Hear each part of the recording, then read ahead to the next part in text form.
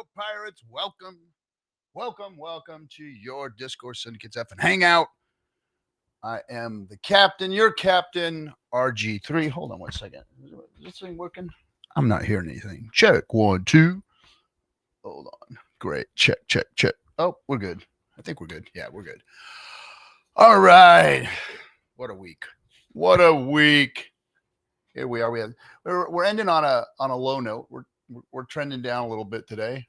If you're a chart watcher, what are we? 10% down? Yeah, a little dip in Hex. That's all. Dips are in the game. But we are looking at a full-blown bull market right in our faces. Bitcoin hitting 111,000 all-time highs on pizza day of all days, right? How about that for timing, right? So anyway, going to be some cool stuff to talk about tonight. Genius Act, and what the hell has the captain been telling you guys all along? I can't wait to tell you about my little Bitcoin pizza party that I went to. So I've been trying to build bridges with the crypto community. And so I went to LA and went to,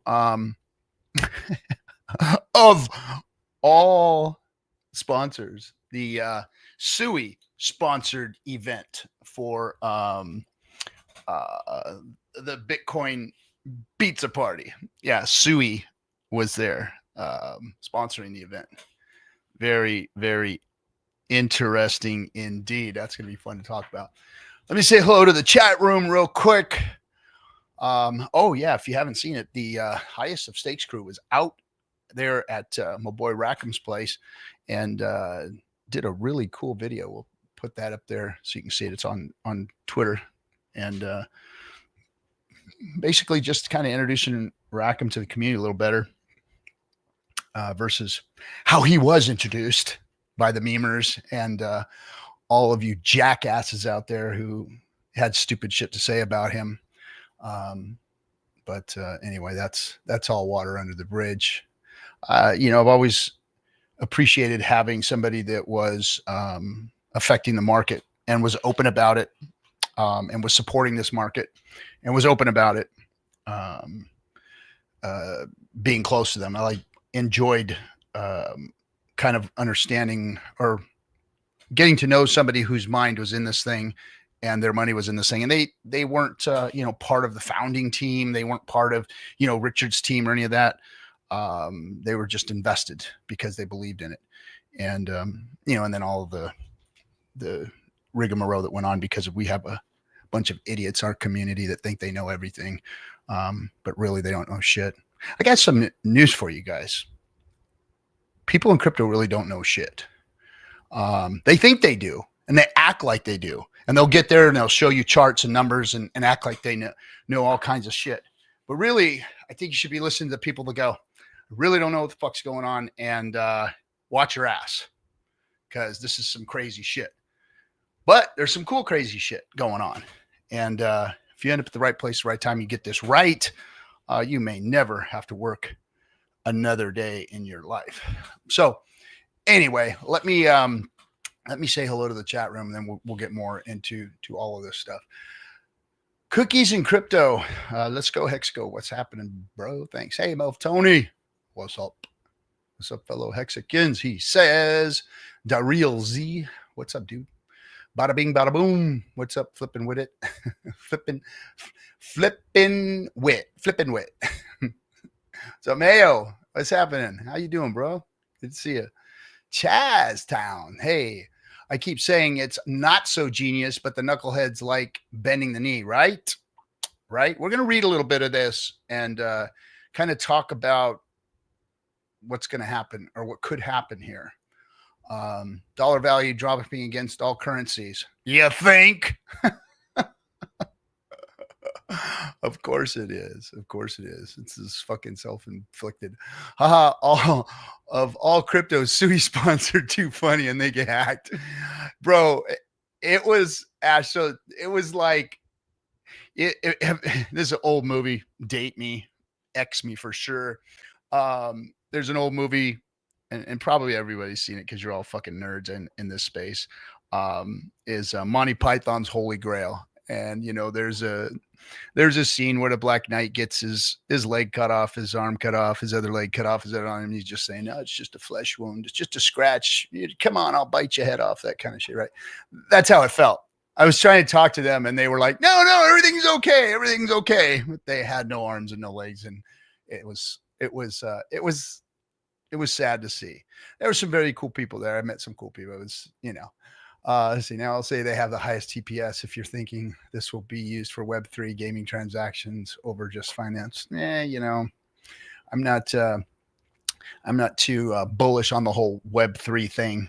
I spent a whole year, almost 18 months, traveling the world talking to Web3 folks, and great ideas, great concepts, cool stuff. Just not ready for prime time yet. I'm having my Class Hauler IPA,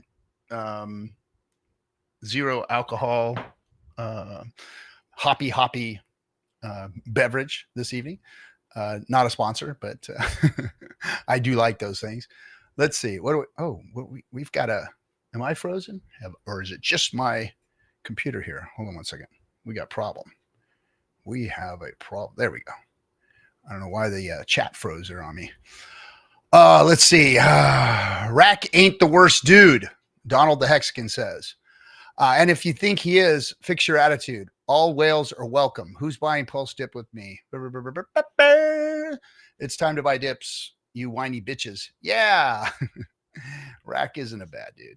When he gets fucked with, when people come at him, he don't play, man. He will go out there and start talking shit.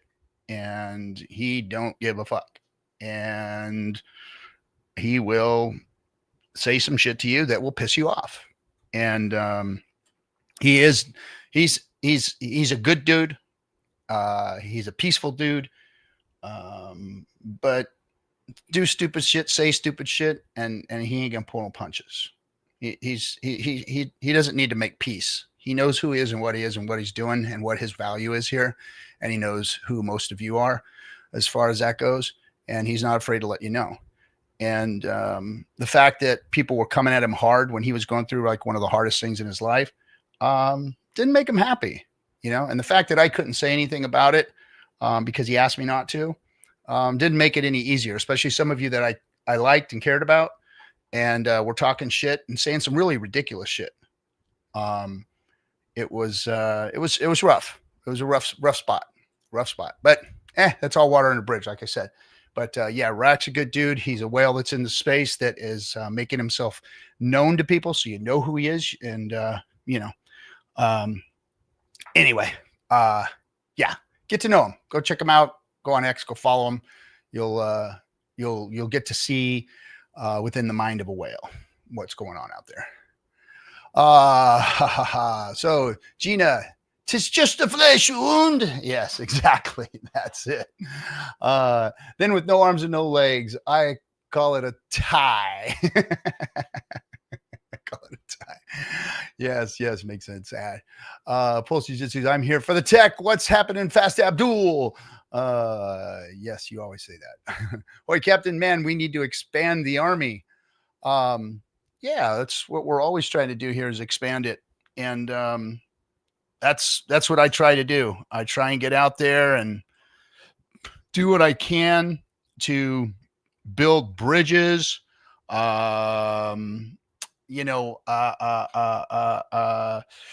out of our echo chamber. We made movies, we built, other things outside of the Hex ecosystem that supports the Hex ecosystem for outside folk. We've done all kinds of stuff to try and get some adoption. Now I'm working in kind of the cigar community, trying to bring people in the cigar world to crypto, to Hexico, because it's a cool culture. Sit down with people for hours on time. Sit down with some people today, talk to them about crypto. So yeah, it's we're doing everything we can to expand the army because we're going to need it. We are definitely going to need it, and here's why. We've got a problem with this Genius Act, guys. And I'm not saying that. Hold on a second. I'm not saying that this thing is a good thing or a bad thing, but it's a thing. And here's why. So the Genius Act is basically under the guise of stablecoin legislation. They are going to take control and create. Think of it this way. You know, everybody was up in arms and pissed off and mad about the CBDC, right? CBDC, no, CBDC, no, CBDC, no, CBDC. That's just wrong. Well, what do you think stablecoin legislation is? Right? Give the power of the stablecoin to the centralized agencies. Let's take a step back in history, folks. Way back to 2019. Back when Richard is launching X and everything was getting ready to go. First, we started getting it from the Bitcoiners, the influencers. They kept us. They called Richard a scammer. They came on his streams and dogged him out. Like literally would just sit there and wouldn't even talk with him and just go, scam. You scammer. You scammer. You scammer. You're just a scammer. Richard would try and explain to him what he was doing. You scammer. As Peter McCormick, if you guys want to go look at that idiot who was the first to fall. Of course, the people yelling scam were the biggest scammers themselves. He got in trouble, by the way, for lying to his bank and borrowing money so he can go buy more Bitcoin. Yeah, that's what he ended up in trouble for. He was one of the first to fall. And then we started getting it from the other protocols, the Celsius folk, not to mention people like Max Kaiser, Tone Vase, all them jackwagons. And most of them have been discredited or looked at like idiots or ended up in orange jumpsuits. Most of them. We saw another one yesterday go down. Mr. Safe Moon, bro. I remember we had a war with the Safe Moon folks. Yeah. Warned about them. Well, that guy's looking at 45 years in prison now. Yeah, another one. Another one. But it started there. It started there. So the deep-pocketed Bitcoiners, who, by the way, don't exist anymore because they sold all of the Bitcoin to BlackRock and Grayscale and all them folk. They don't, people don't own Bitcoin anymore. Institutions do. The same institutions that all the cypherpunks were screaming and yelling about in the beginning days. Yeah, that's the people who they sold their Bitcoin to. What a bunch of fucking pussy jerks. You sell out loser motherfuckers. You sellouts. All of you Bitcoin maxi sellouts. Lied to everybody to pump your bags so you could sell out. Give it all up. And then look, guys like CZ, who did time too, by the way. Did time too, by the way. And now is looking for a pardon, by the way, and is giving billions of dollars to people who can give him pardons. Yeah, this isn't looking good, guys. This isn't looking good. Brian Armstrong was against the stable bill thing until now he's for the stable bill thing because he's going to be another one with the levers of power. Remember I told you on the table, not at the table? Guess what?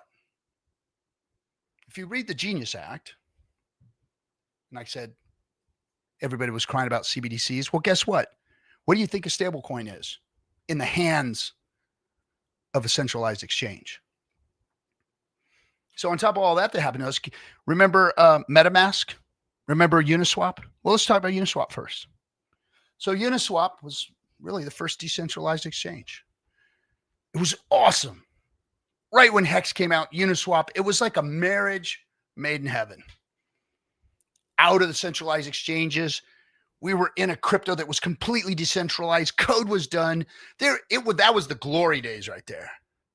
Uniswap and Hex, and we were pumping the shit out of their bags, pumping them up. The volume from Hex was just sending Uniswap to the moon, to the moon, to the moon. And what did they do? What did they do? What did Uniswap do? Stabbed us in the fucking back. Stabbed us in the back. And what did we do to Uniswap? We brought them business.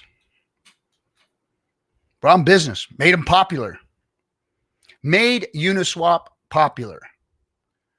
We did. We did. Those of us buying Hex and trading Hex and staking and all that stuff, we made Uniswap popular. Helped them build their business in the beginning days. And what did they do to thank us and thank Richard? Stabbed us in the back. Stabbed us in the back. Okay. Coin ranking sites. Coin market cap. Number one ranking site in all of crypto. Everybody goes there to look for their prices, for their charts. Buried Hex on page 201. Even when Hex was like number 3, number 4 crypto. Running like a motherfucker. Running crazy. Like blowing the doors off of everything. Just massacring other cryptos.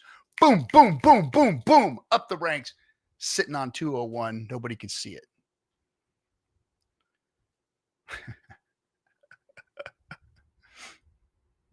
That's what the ranking sites did to us. Now let's talk about the wallets. The wallets, the DeFi wallets.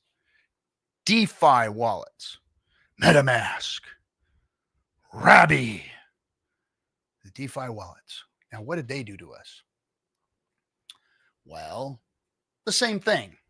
Stabbed us in the fucking back. Stabbed us in the back. Wow. We were promoting them.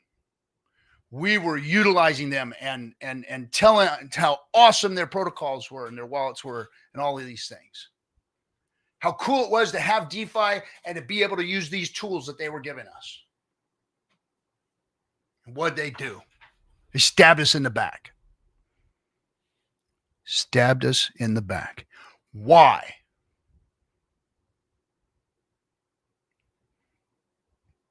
I see Turtle only says Nomics. Nomics too. Same thing. Same thing. They were about as fair as anybody can be to us until they weren't. And now where are they? They're gone. But they did the exact same thing. When the heat got too hot, when the kitchen was too hot, they bailed on us too.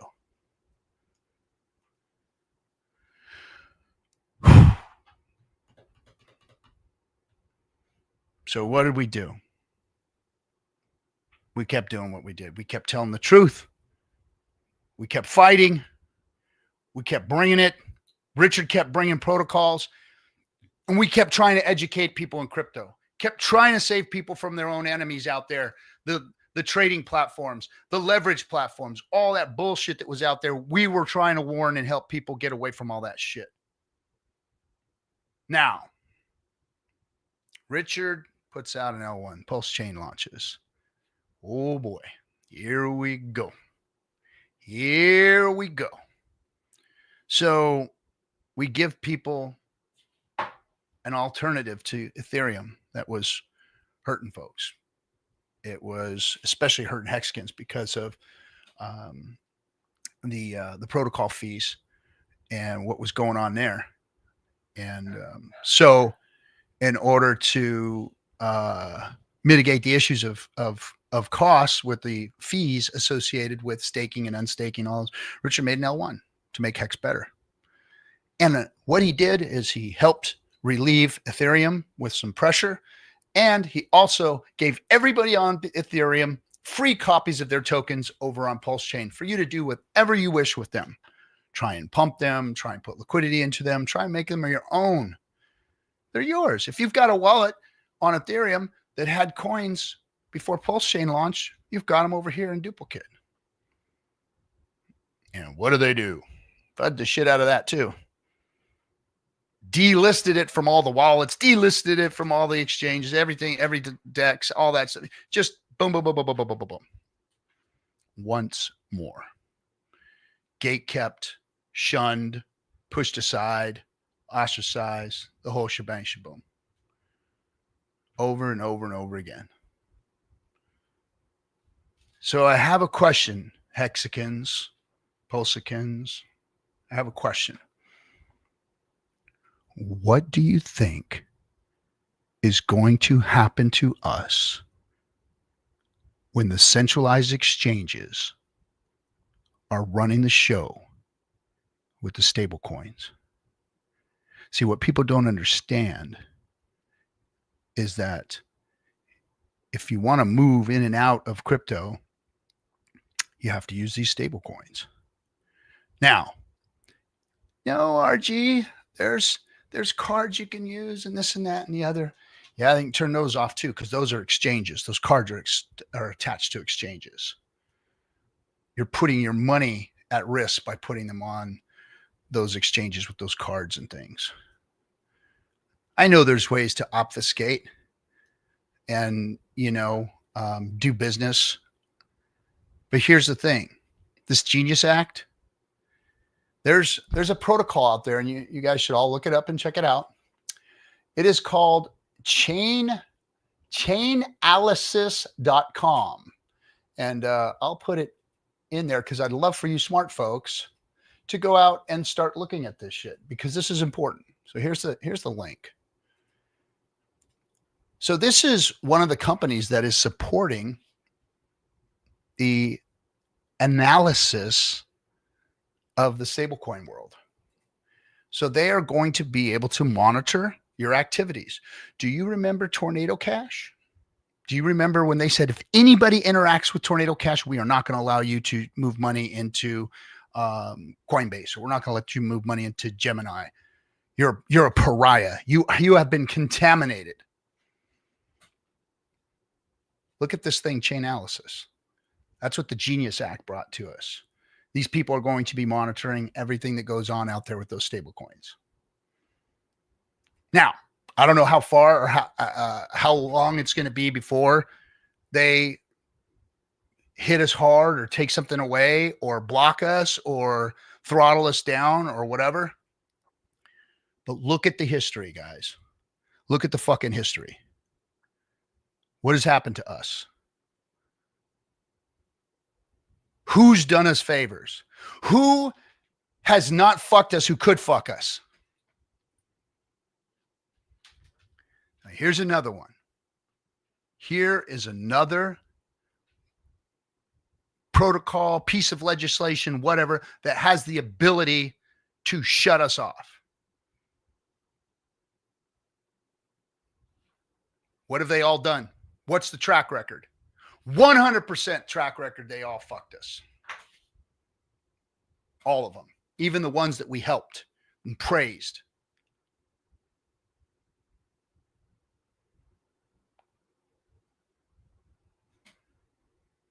I'm not saying that this thing is going to go upside down and sideways today. But anything that has the ability to shut us off, stop us from doing what we're doing here in the DeFi space, especially in Richard Hart's DeFi space, because nothing else is as DeFi as Richard's DeFi.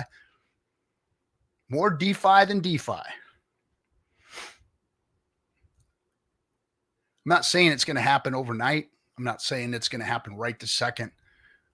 But I'm saying that the track record is, if they have the tools, if they have the keys to turn us off, they have. And we've had to backpedal and try and figure something else out. And maybe Richard's got a plan. I know he didn't say anything positive about the Genius Act on his tweet the other day. I know he's been positive about the administration and what they've done so far.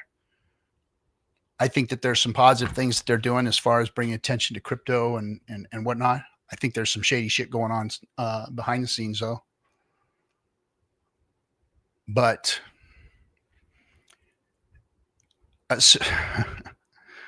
I'm perturbed about this situation. It's passed, guys. Genius Act is passed. It is set into motion. Stable coins are going to be regulated by guys like CZ and Brian Armstrong. Not us. Definitely not us.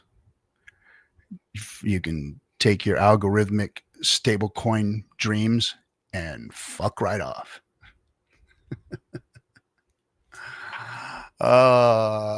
Let me go into the chat and see if this freaking thing is really pissing me off. I don't know why my chat is freezing. I don't think what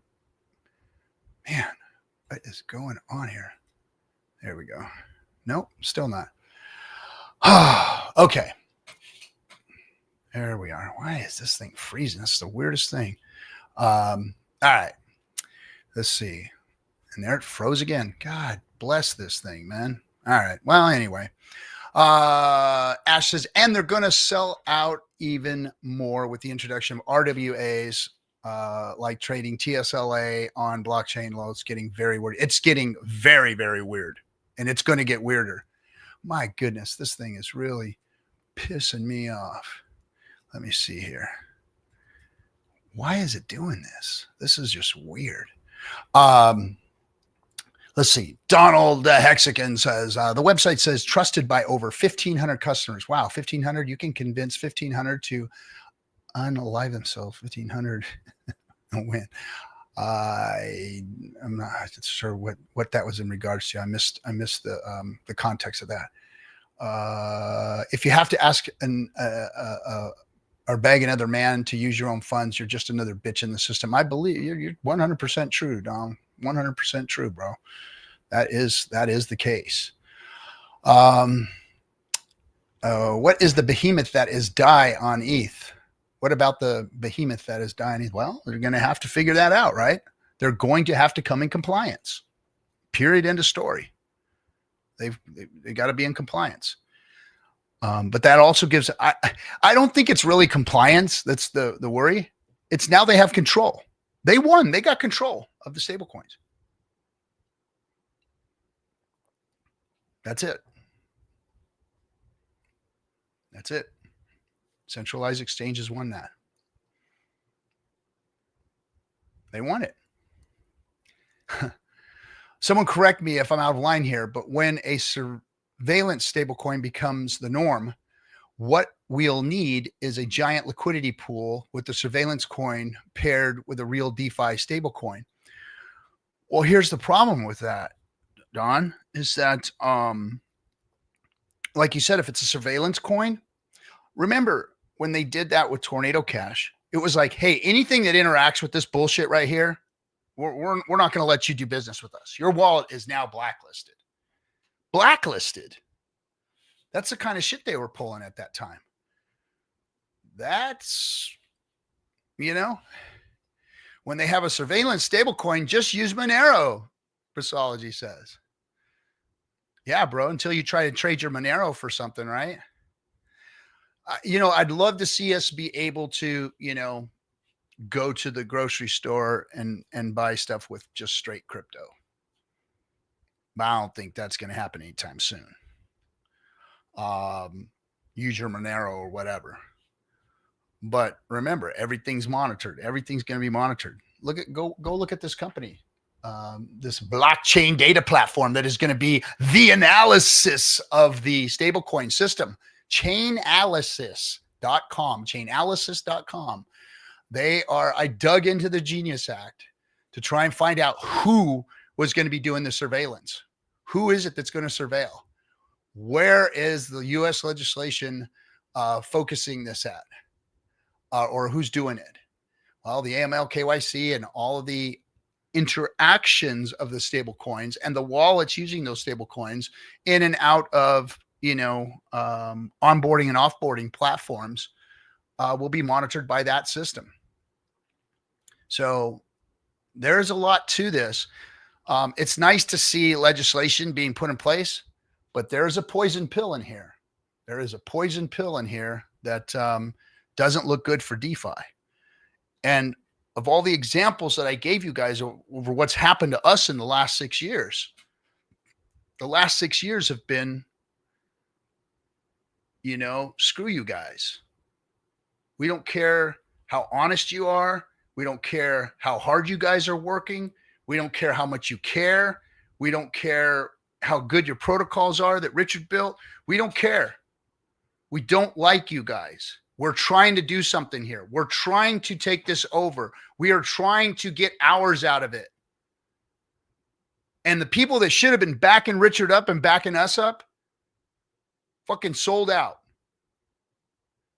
Sold out and walked away from us. All those maxis that should have been with us, helping build DeFi. Nope. This is all about greed, guys. It's all about greed. They didn't care about the tech. They didn't care about Bitcoin. They didn't care about crypto. They didn't care about real DeFi, which is what they all wanted in the first place. They wanted their bags pumped so they could sell to institutional investors. They wanted to sell. They wanted a Bitcoin reserve so they could steal money from the government and our taxpayer dollars. They wanted to fucking steal from you guys because you guys didn't give them enough. You retail investors that aped into their shit didn't give them enough. They have been grifting over and over and over again and selling you out. And now the few handful of guys that set up the businesses in the crypto space, that was what was funny at that pizza party, is that people were asking, what's your crypto business? What's your business? What's the Hex company? And I'm like, there isn't one. There isn't supposed to be one. I don't understand how you guys are all talking. Everybody wanted to talk about your company. There was a guy there from New York. Now, I don't know how legit he was. I really can't tell you how legit this guy was. But he claimed to work for the mayor and the governor of a far east state, a big far east state, one of the biggest cities. And he was looking to talk to people there. They'd sent him there. So he said, I took it with a grain of salt. And he's like, I'm looking to talk to people. We want to know about, these crypto companies that are out here. We're trying to write legislation in this city, and we want it to be favorable to crypto because it hasn't been. Traditionally, it hasn't been, but we're writing legislation and we're out here talking to people. We're going to all these events. And I'm like, well, what are you doing at a Bitcoin pizza party that's being sponsored by a company that just got hacked? But anyway, he said, we want to talk to people like you. We want to know what the people are saying, what people are wanting to see in legislation, versus just, all the people that we've already spoke to. And I said, look, man, check this out. And he asked, we talked about DeFi for a while. And he said, would you sit down? Could I get you to come into a meeting and talk? And I said, so here's what you want me to do. This is how I basically laughed at him. I said, so you want me to sit down at a table with the king, his lords, the generals of his army, and you want to march the pig that's supposed to be served up for dinner to the table and sit down and have a conversation with these people? That's what you're asking me to do? That's what you think is going to work? I'm the fucking pig that you want to roast. You don't want to talk to me. Those people don't want to talk to me. They don't want to hear what I have to say. What I have to say makes them moot. I don't give a shit about them. And they know it. I give a shit about DeFi. I give a shit about them not being involved.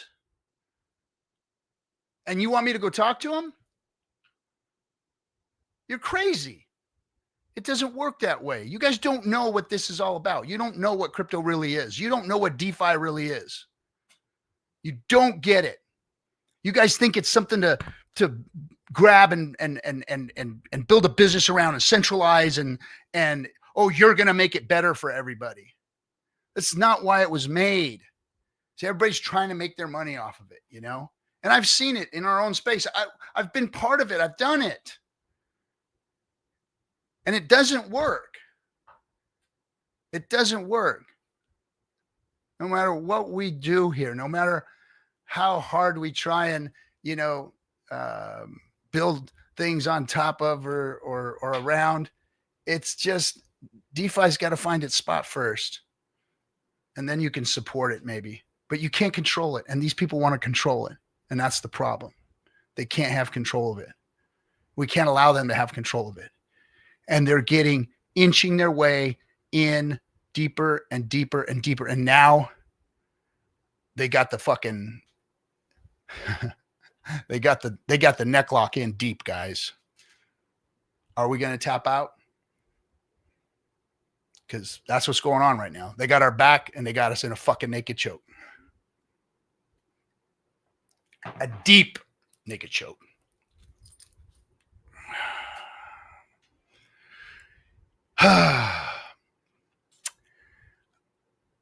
Did they say something about me in the Genius Act? Nope, nothing about any maternal goats. Nothing about that there, Briss. On the site under harden your Web3 security, it says Web3 security with Hexagate. Richard should sue them into oblivion for using the Hex name. I got it. Pig is less than RG3, right? Is that what you're saying? Oh, Briss, you little. Never tap, Briss says. Yeah, man. I'm not going to freaking go into this thing until I pass out on the mat. I can't tap. But man, it's not looking good, guys. This stuff that they're pulling is dangerous for us. And we've seen it. And it may not stop Hex and PulseChain and PulseX from being what it is, but it's not helping us. It's not getting us to the masses. It's not helping us market. And one day, maybe they'll loosen up marketing restrictions. That would have been something I would have liked to have seen in the stablecoin legislation is, hey, let us market. Let YouTube change the algorithms, Let YouTube quit throttling us because we talk about crypto. Because marketing is a key. We got to get the word out, Try to do it, here on YouTube. We got 11,000 people watching us. Why we were moving. Everything was going great. We were starting to get lots of users, or lots of viewers. And then they throttled the algorithms, kicked a bunch of us off, shut down Richard's stream, shut down many streams, and scared everybody, reset the algorithms, and now people don't see our content. So we've not been helped anywhere. They've been trying to shut us down. Now, why? Because we're dangerous. We're dangerous to the powers that be. We're dangerous to the banks. We're dangerous to the people that want to run and own crypto, centralized exchanges. Why are things like SUI still being supported even after shit like that's happened? Celsius for the longest time, all that shit. And Richard never did anything wrong. Wrongfully accused. His community wrongfully accused. Like, I don't know any other community. Now, I'm open and upfront about the subpoenas that they sent me. 5 of them. 5. For some fucking nothing YouTube streamer with 11,000 followers on YouTube, 20,000 followers on Twitter. I am a drop in the bucket of nothing.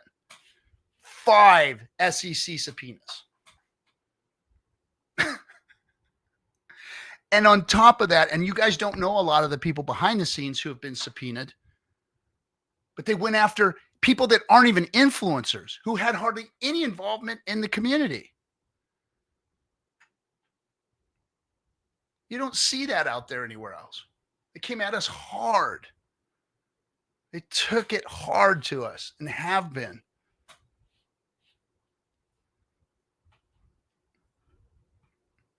They're not doing us any favors.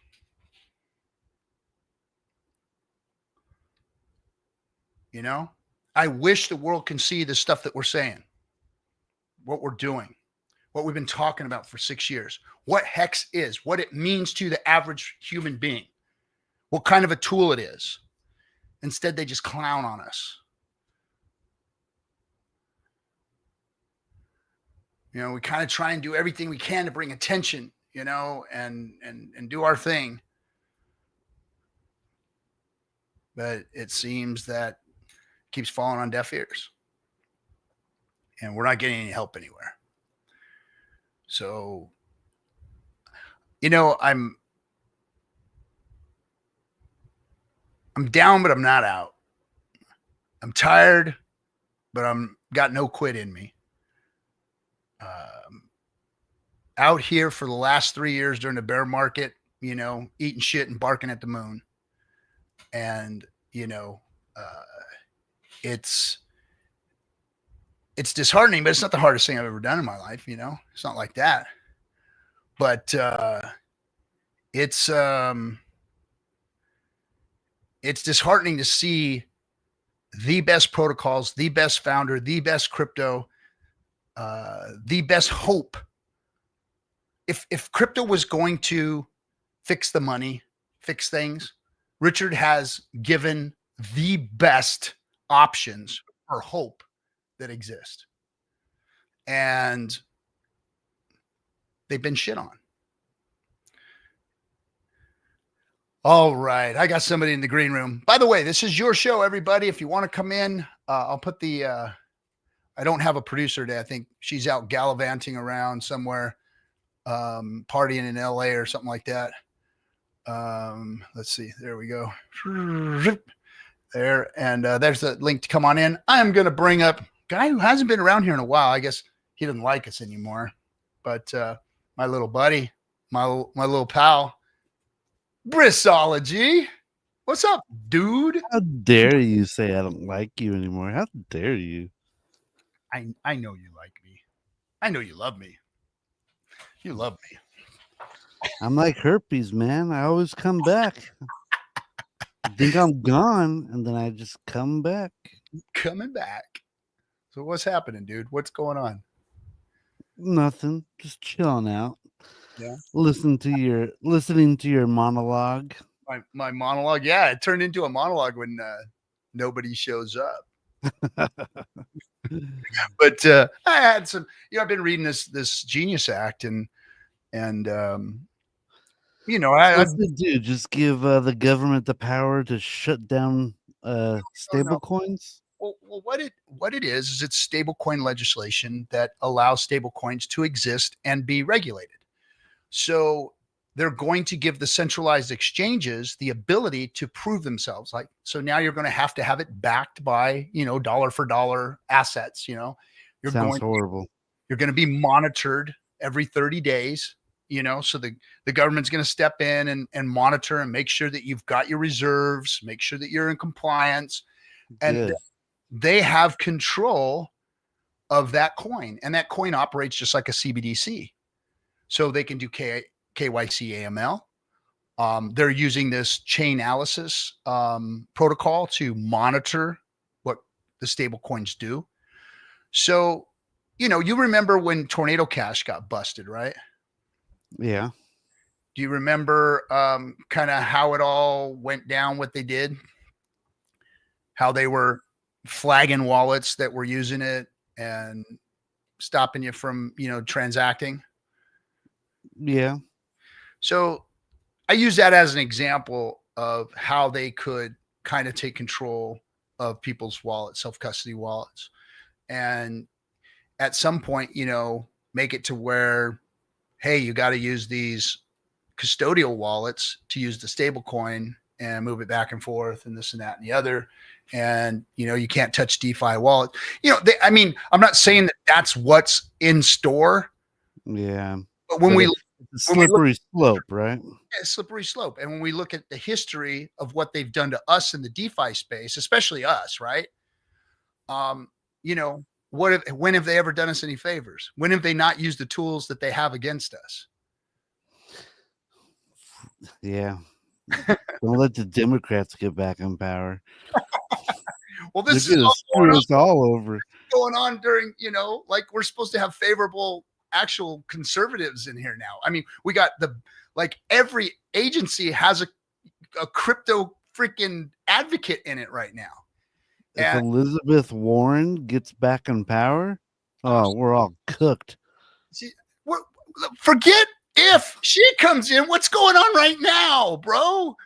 Well, our administration is favorable to crypto. Exactly. So I don't think Crypto. I can hear you. What kind of crypto?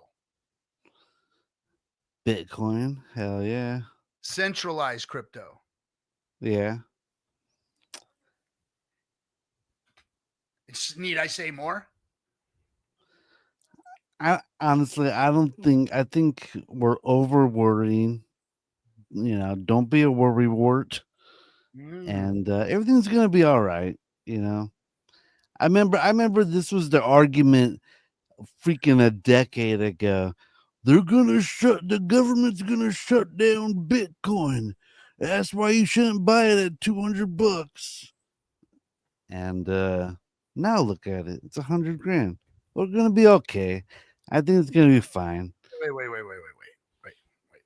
This is not a bunch of crypto bros saying the government's going to shut down crypto.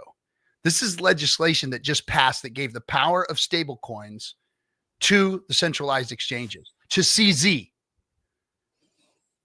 To CZ, bro. The leader of Binance? Yes. He's a good guy, though, I think. Oh, you do? You think For the most part, he seems like a pretty good guy for crypto. They own Coin Market Cap? I don't know. Yeah, they do. What did they do to us? What did Coin Market Cap do to us? Well, yeah, I get it. Look, man, but for the most part, I think he's okay for crypto in general. And Richard has. Oh, I won't say it. I won't say it. What's his name from freaking Celsius? Who's that freaking clown? He's in an orange jumpsuit now. Your mic got really low for me. Oh, because I backed off a little bit here. All right. What happened? What happened to what the fuck? Garlinghouse, right? Is that his name? No, Garlinghouse is XRP, right? Ripple. Yeah, Brad Garlick House. Garling House. No, I'm talking about the Celsius guy. I forget his name, but anyway, Mashinsky.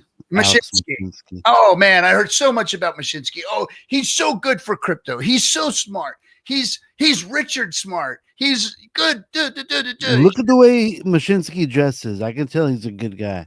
He dresses in an orange jumpsuit right now because he's in prison, man. That's how he dresses. He hangs his fucking pants down off his ass at night because he's getting one of his boys to come after him right now. That's what's going on. Yeah, that's what's going on with Mashinsky now. So anyway, but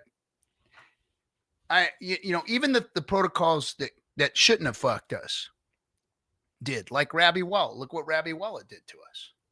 He did nothing wrong to Rabby Wallet. Rabby Wallet.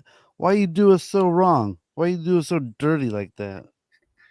And it's not that we don't have options. Like we have internet money. We have other options to, we have OX Coast. We have all kinds of options to use other protocols.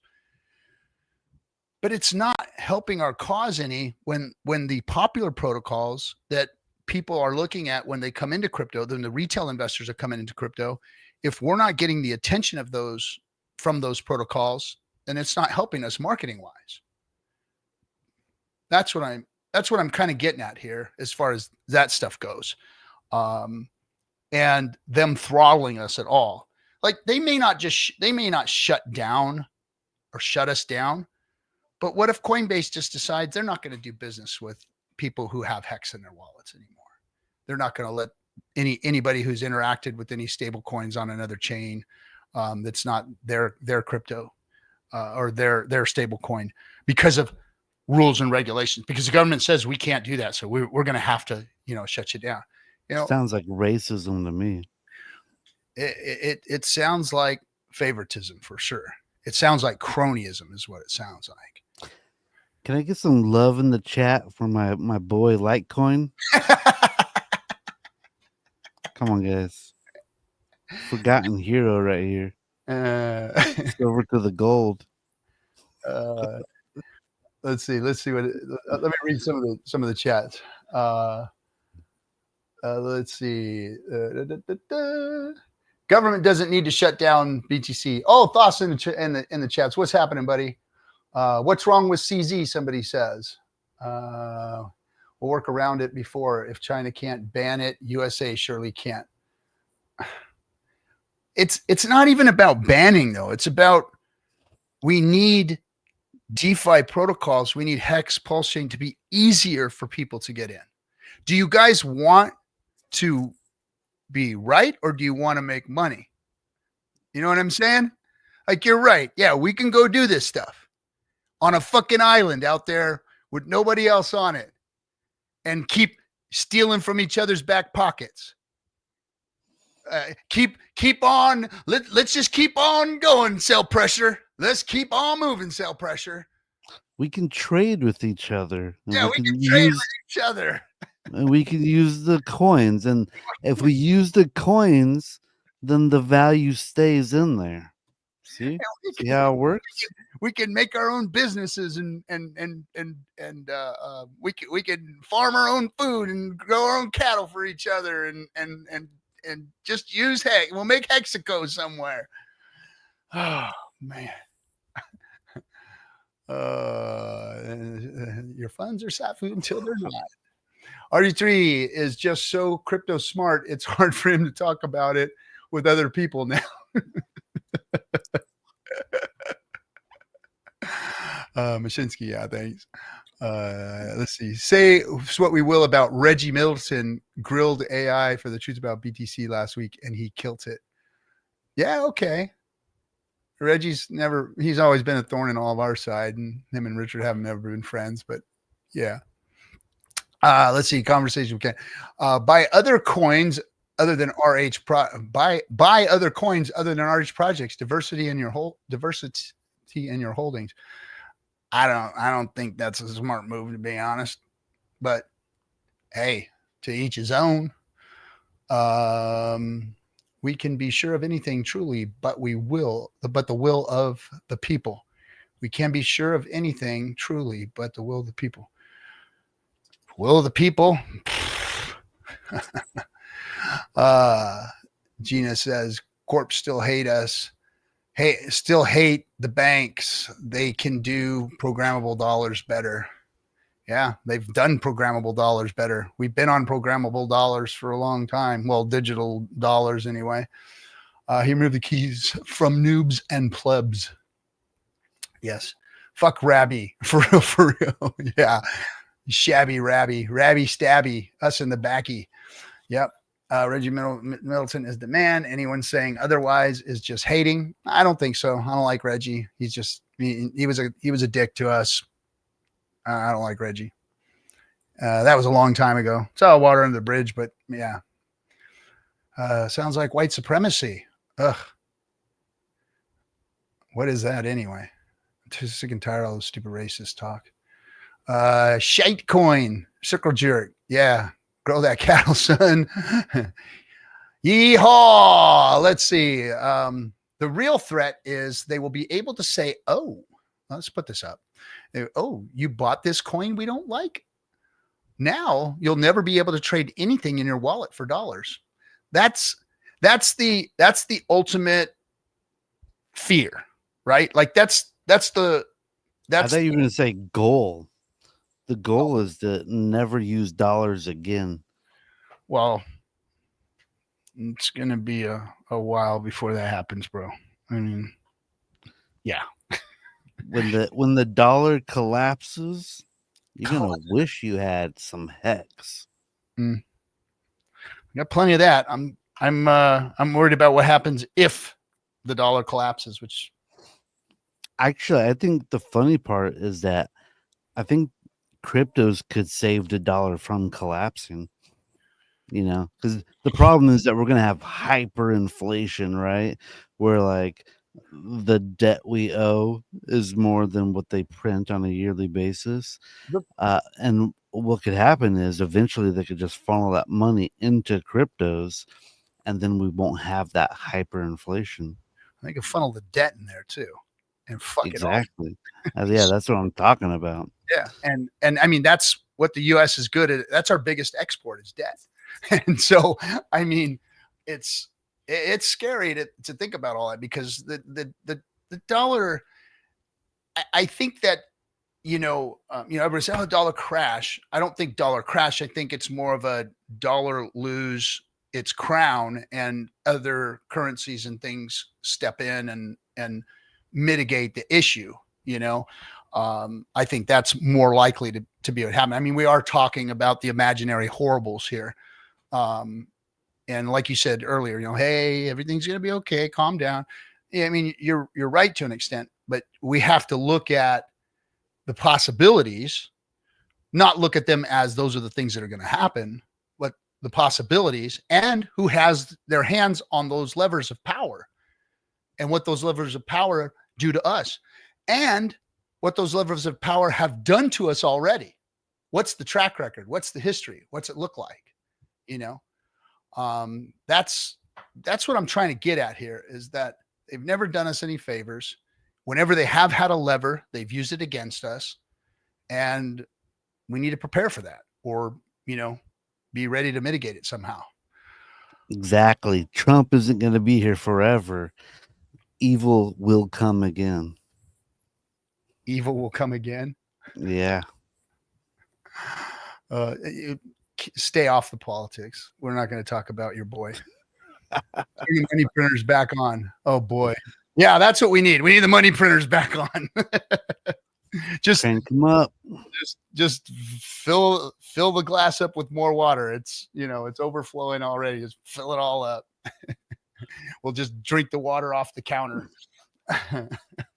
Lap it up. Oh man. Well, I mean, the grift is on.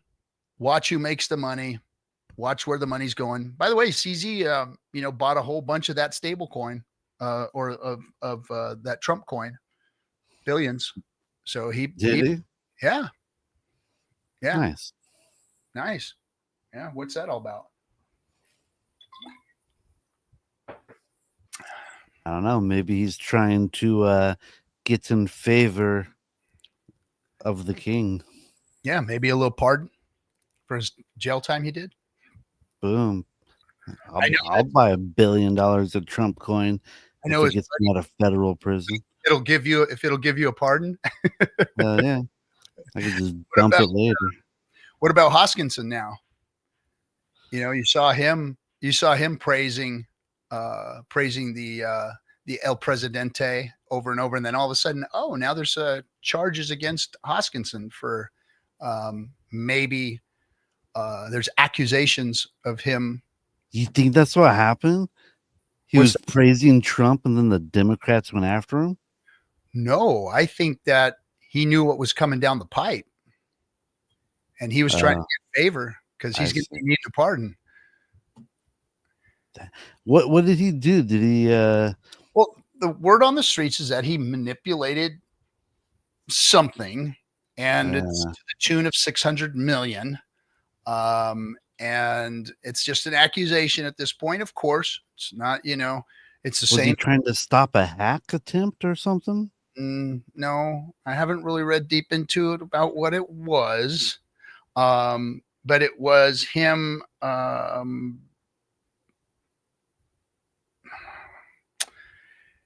Well, he had the ability. He was the one that had the ability to do it. It happened, and they're trying to figure out why and what the extent of it was. And I think it has something to do with kind of like a DAO type system that's in the back end of ADA and whatnot. So I don't know. I haven't read deep into it, but I know there was an accusation. I saw it up there, and I saw him, you know, stating his case. Hey, I did nothing wrong. Blah blah blah. And I was like, oh, sounds a little familiar to me. You know, I remember when Richard said he did nothing wrong, and Charles wasn't giving him no love. So I was just like, wow. It's like So I'm looking at X.com right now, and says the person accusing Charles of stealing 600 million in ADA allegedly spread the fake news to gain clout and raise funds for Ethereum. Who's saying that? Blocknews.com. Who are they and how many followers they got? 77,000 followers. Yeah, Hexo and Coffee have that many. And they're following 69 people. I'm serious. Well, like I said, it's gonna the jury's out on that one. Let's see what happens. But it seems like anybody who's ever, accused other people of doing things end up being somebody who's done something. Yeah, he's saying it's just basically a scam rumor. So, interesting. What does anybody say when they're accused of something? Hell yeah. Wasn't me. They're always trying to scam me. Oh man. Oh man. So with that, Genius Act is here. We're going to have to see how it plays out, what it means for DeFi. I know we'll still be here. I know we'll keep going. Just another speed bump, another slap in the face, whatever it may be. But when you're reading through the Genius Act, do a Control F and do a search for Bizology. It's probably going to say something about me. Oh yeah, FYI. I'm sure. I'm sure they've made sure that you were written into that thing. Let's see. I was going to look at something in here. Oh, where'd it go? Hey. There it is. Genius Act. So one of the things in there says the Act's requirements for stablecoins will impact any stablecoins operating on PulseChain. I'm sorry, RG3. May I interrupt for 1 second? Yeah, go ahead. Give me Liberty or give me Hex. You better shut the hell up, buddy. All right? I don't want to hear nothing from you. I'm sick of it, buddy. All right? He's here to antagonize. Sorry, you may resume. RG3. Liberty is our friend. He's our long time friend. You guys don't know Liberty. He's been around for a very long time, and good man he is. Let's see. Donald says, "What do you think of Internet Money Wallet?" Oh, Mr. Thoschild. Oh, he's asking Thoschild. I love it. I'm not a revolution. I think it's great too. I'd like to see them just keep going, keep improving, keep adding things, keep making it more and more intuitive. I'd like to see lots of updates, upgrades, things that keep it moving forward. Make it exciting. Keep it going, guys. And the fact that it's a Hexican product, I love it. And a PulseChain product too. I think they should take advertisers into the wallet and use the advertised money to buy and burn time. Hmm? I think that would be great. I think that'd be really good for the wallet. Wesley, whatever happened to the young guy in the tank top? Well, I think that you're probably talking about oh, am I forgetting his name now? Who was our boy? Oh, damn it. He used to just sit there oh, damn it. Balliet Brand. Bran. Yeah, Balliet Bran. My memory's getting worse and worse as time goes on. I wasn't sure who you were talking about at first. I was like, Yeah, And Balliet. then He cashed out and walked off into the sunset and at the top. Smart young man and got out of crypto, I think. come on, no one got out at the top. He did. Remember when he sold? No, not really. And he walked. Well, good for him. He did. It was good, man. I was happy for the young man. And it's a success story. It's a success story. What happened to Adrian Eisen, dude? Dude, that guy. iPhone. Yeah, he did some iPhone YouTubes and became very, very famous because of that. But the guy was he was very mentally disturbed. He had some issues, and I was able to talk to him offline about it, and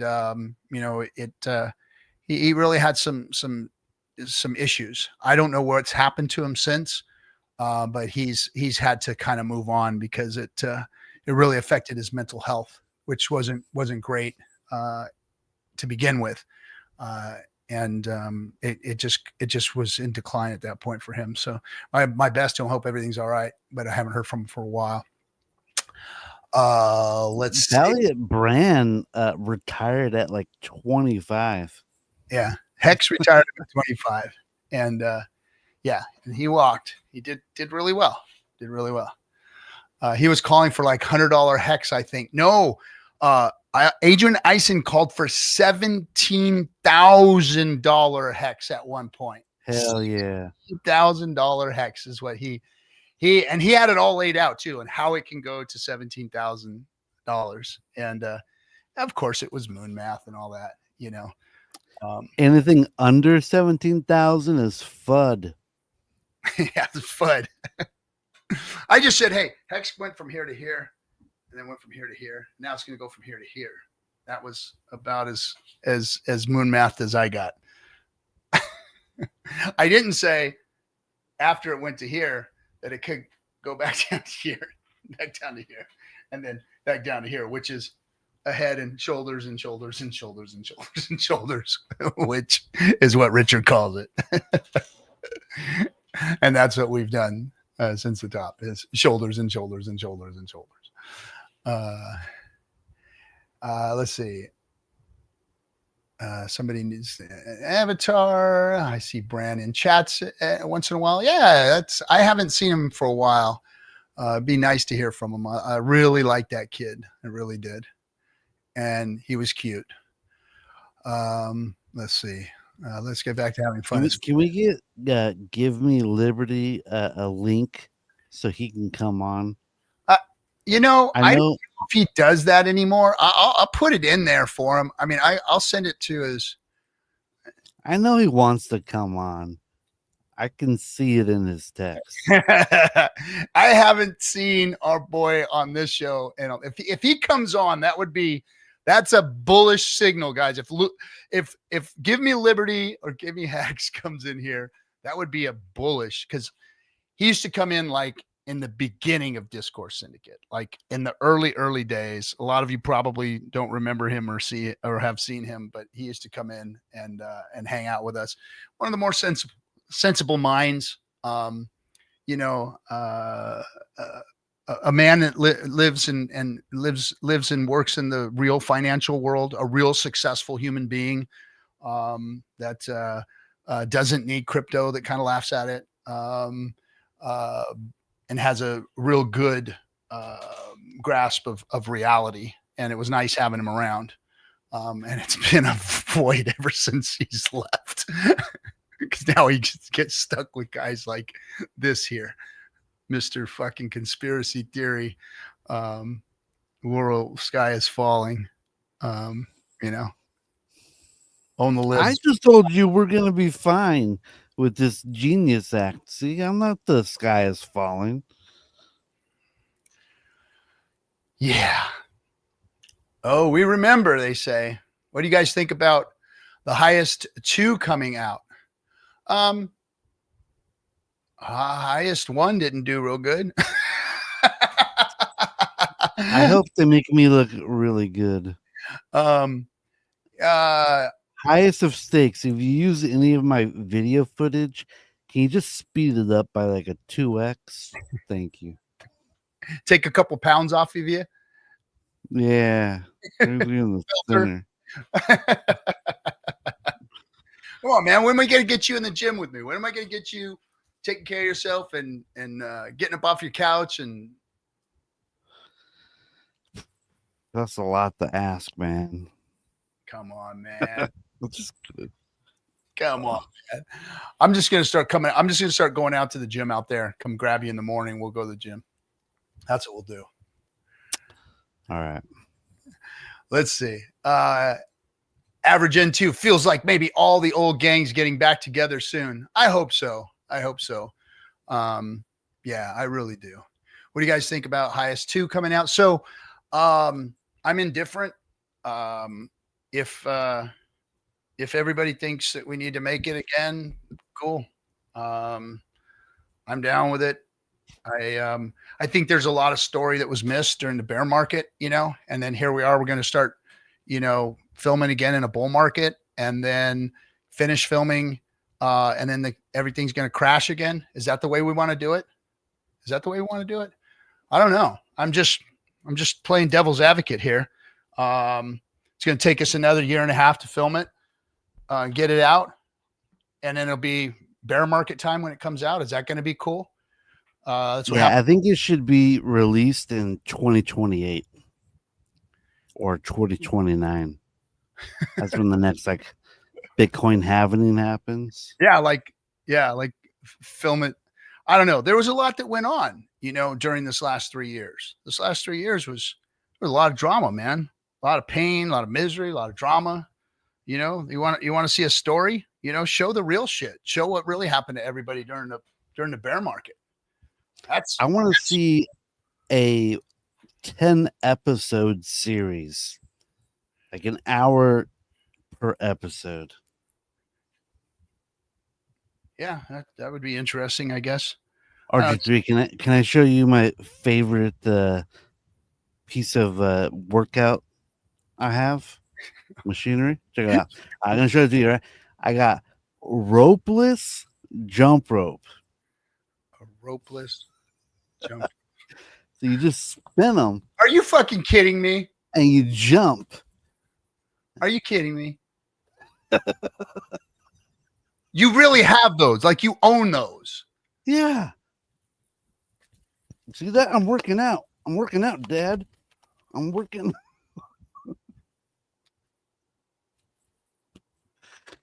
I live upstairs. I can't be just jumping all the time, right? Ropeless jump rope. I've now seen everything, bro. I have seen everything. Do they have a benchless bench press where it's just lifts your arms up and down or something like that? It's like that's a good idea. Oh my gosh, bro.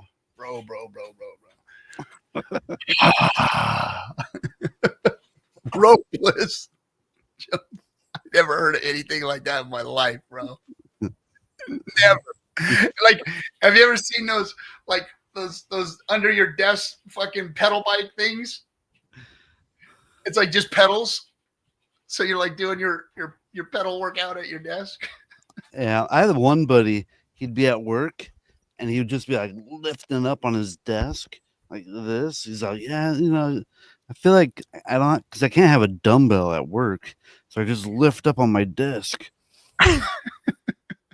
No, you get off work and you go to the fucking gym. You go to the gym. You get out in nature on the weekends. You go to the gym. You take care of yourself. You eat right. You quit eating like garbage. Anyway, hey, Super Hex is in the chat. What's happening, bro? Good to see you, man. Good to see you here. Thanks for coming in. Everybody knows Super Hex is freaking TikTok phenom, ex phenom, running around in his fucking Lambo and his goddamn beautiful Ducati. I love that thing, dude. Ugh. One of these days I want to get out there and go riding with you. I got to get back. I'm getting like that motorcycle itch so bad. And I don't want to ride a motorcycle. I'm so like sworn off of getting back on a bike. But man, I get that itch, man. You know, I saw you in your fucking race car the other day, man. I just, you know, I drive a pickup truck, man. I didn't buy a Ferrari. I didn't do any of that shit, you know, but I got that fucking need for speed sometimes, man. It's just driving me nuts. And there ain't nothing better than a bike, dude. Nothing better than getting on a fucking bike and going, man. Oh, anyway, I gotta get that out of my mind because I'll go. When are you gonna come out and race that Karma Gia? Yeah, dude. I've got plans for that one. I'm going to put a 2.6 liter in it, 2.5, 2.6 liter motor in it, and turn it into a fucking. I'm gonna make it badass. I want to get the chassis sent out and get the chassis done. I got to finish this bus first. This guy that's got my bus has totally screwed me over with getting the airbags and everything done on my bus. So once I get this bus done, then I'll get the Gia done.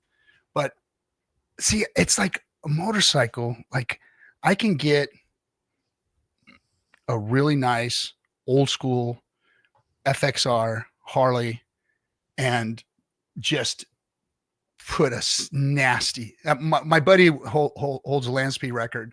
He builds bikes here in Costa Mesa, and he holds a land speed record for 80 cubic inch bikes. And I could just put such a freaking badass FXR together and just rip around. Anyway, go out there and visit Super Hex and go with him and his Duke. I'd like to get out there and just rent a bike and go hang out with Super Hex and just roll. Just for an afternoon. That's what she'd be doing is laughing. I agree. Yeah, I mean, we gotta laugh. Rackham is odd. We're all odd, bro. Come on, man. Come on, bro. Tell me you're not. You are. Look at me. I'm a fucking grown man still wearing my fucking gangbanger bandanas and shit. Read Conversations with Kent. He calls you a typical American opinion of my ropeless jump rope. Hold on a second. Who is buying Pulse Dip with me at yeah, we all are now. Yeah, right. No one truly knows anything. Yeah, you're right. Nobody truly knows anything. Everything's speculation and conjecture, and yeah. So Fran sold, then I'm the most senior ranked community member. Show some respect, plebs. Is that ID? Identical? It looks like ID. I hope so. I'd love to see ID back in my chat rooms. Miss that guy. Hates me now, but for some reason, but I miss him. I had Gym Rat Index going for a minute. Oh, I love these prices. Yeah, these prices are great. I see, and I know Lou's. He's got that. He's got that expendable income that he could put in there. I'm refilling my hot tub during the stream. Oh, that's cool. I like the multitasking. I forgot you out there. I'm out there working with you. I love that. I do it too. Current administration is huge improvement over the last 4 years. We'll see. It just started. Highest of stage 2, keel hauling community. Paul, come on, man.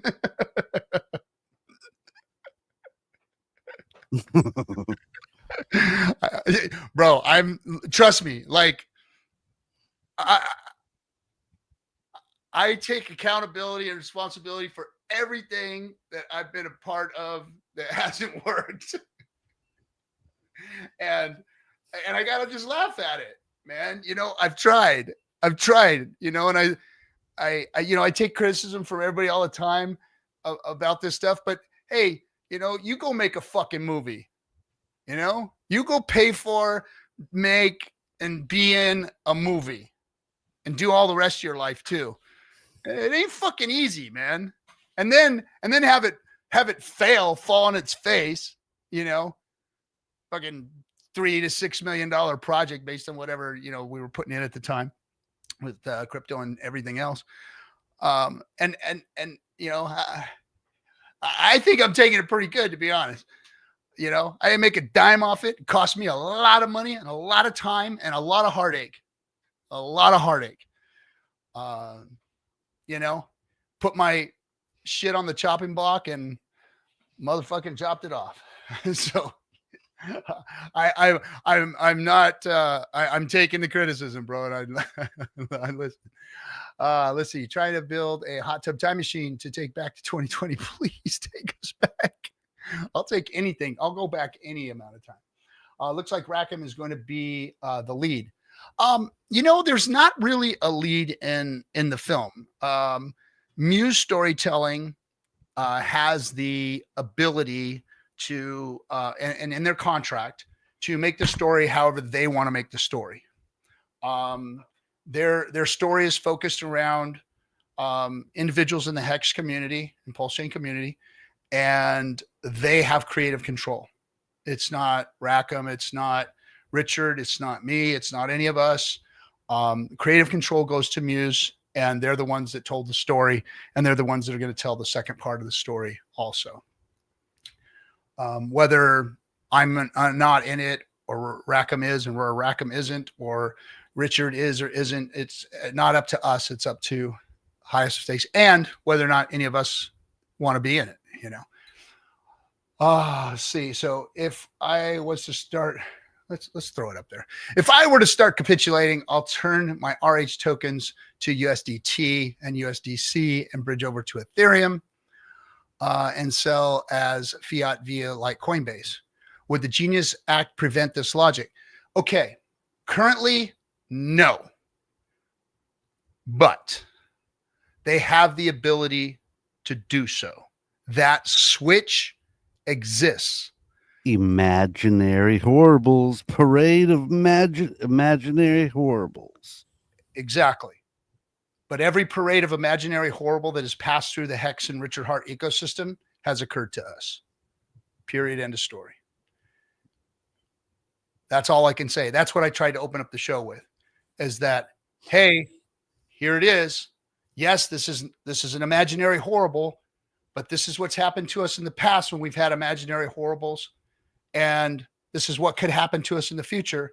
So what do we do? How do we educate? But I think if they were to like the problem shut down anything on Richard Hart's PulseChain, I think Richard Hart probably could sue because they have legal clarity on not being a security.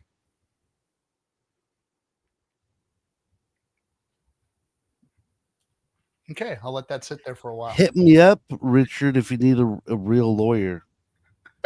I will work pro bono. Bro, I'll tell you what, he definitely doesn't need no help in that area.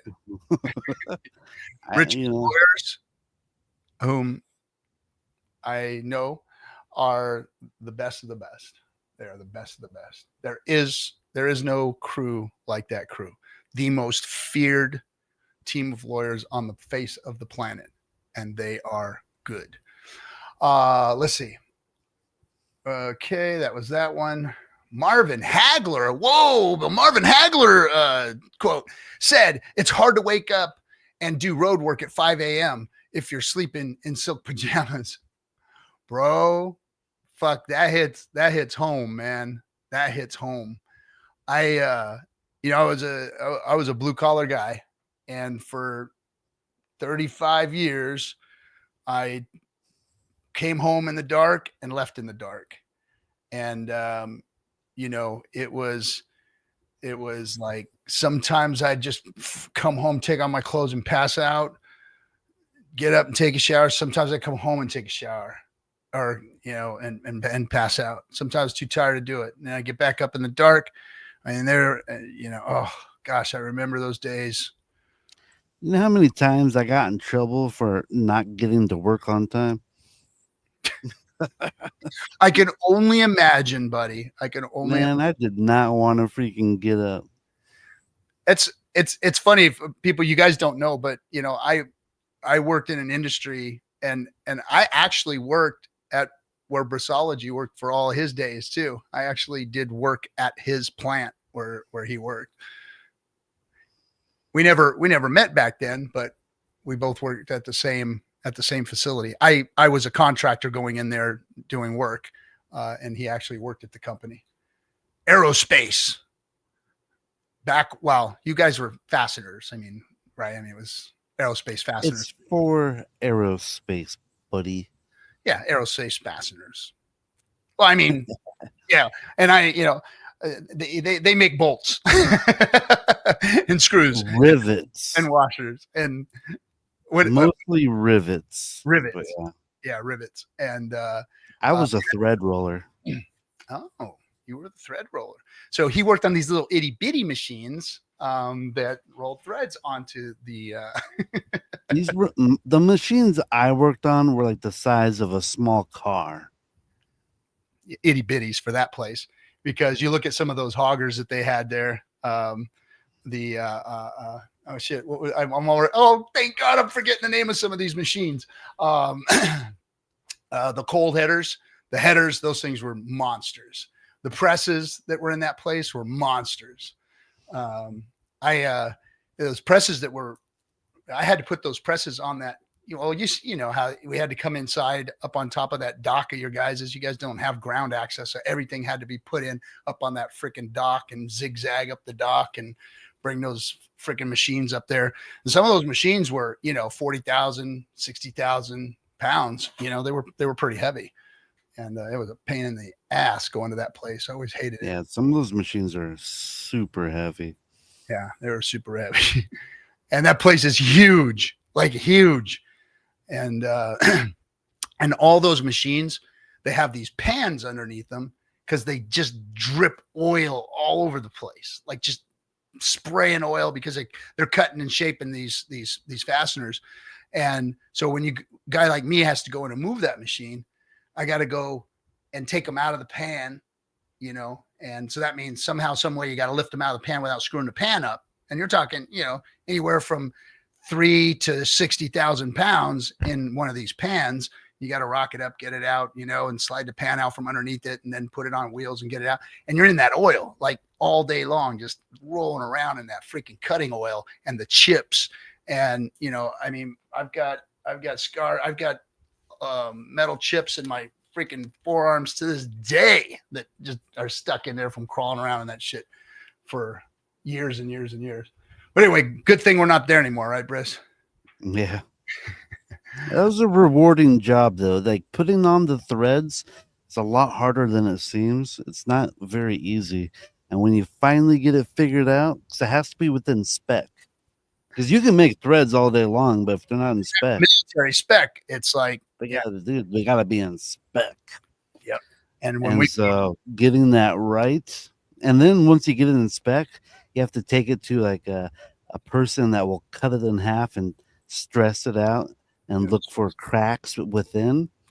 Yeah. And when you finally got it done, it was very rewarding. They put them on these microscopes, and they actually look through all the stresses and all the bolts and stuff and make sure.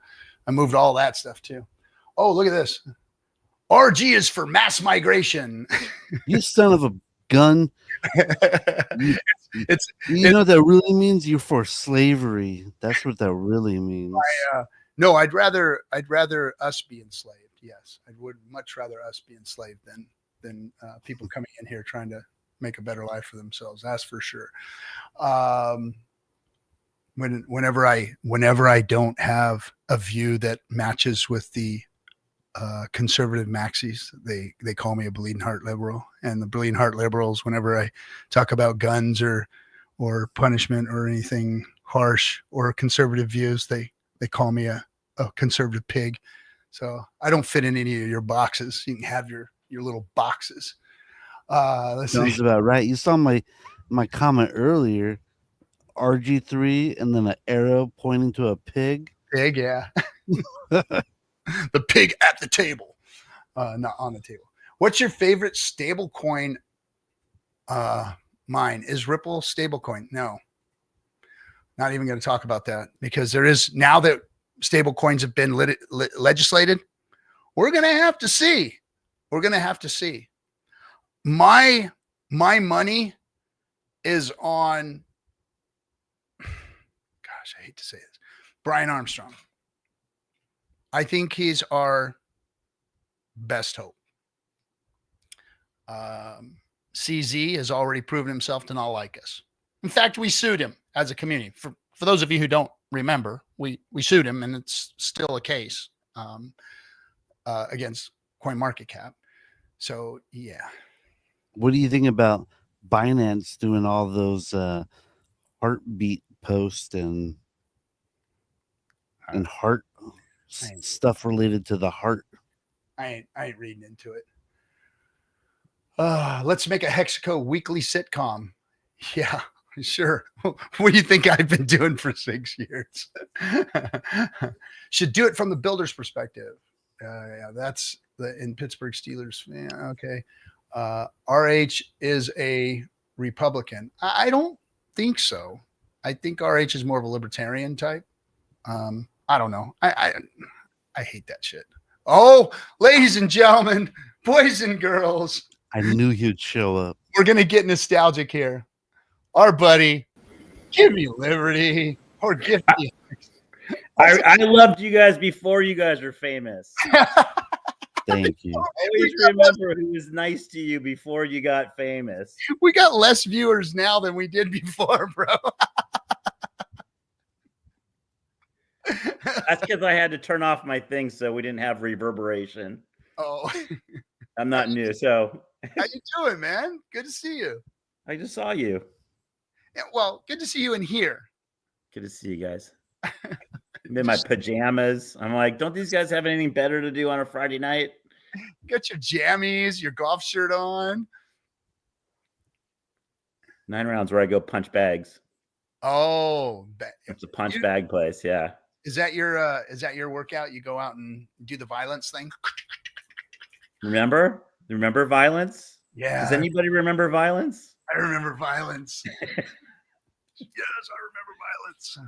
I'm too old for violence, though. It doesn't work like that anymore. I'm from California. Violence is illegal here.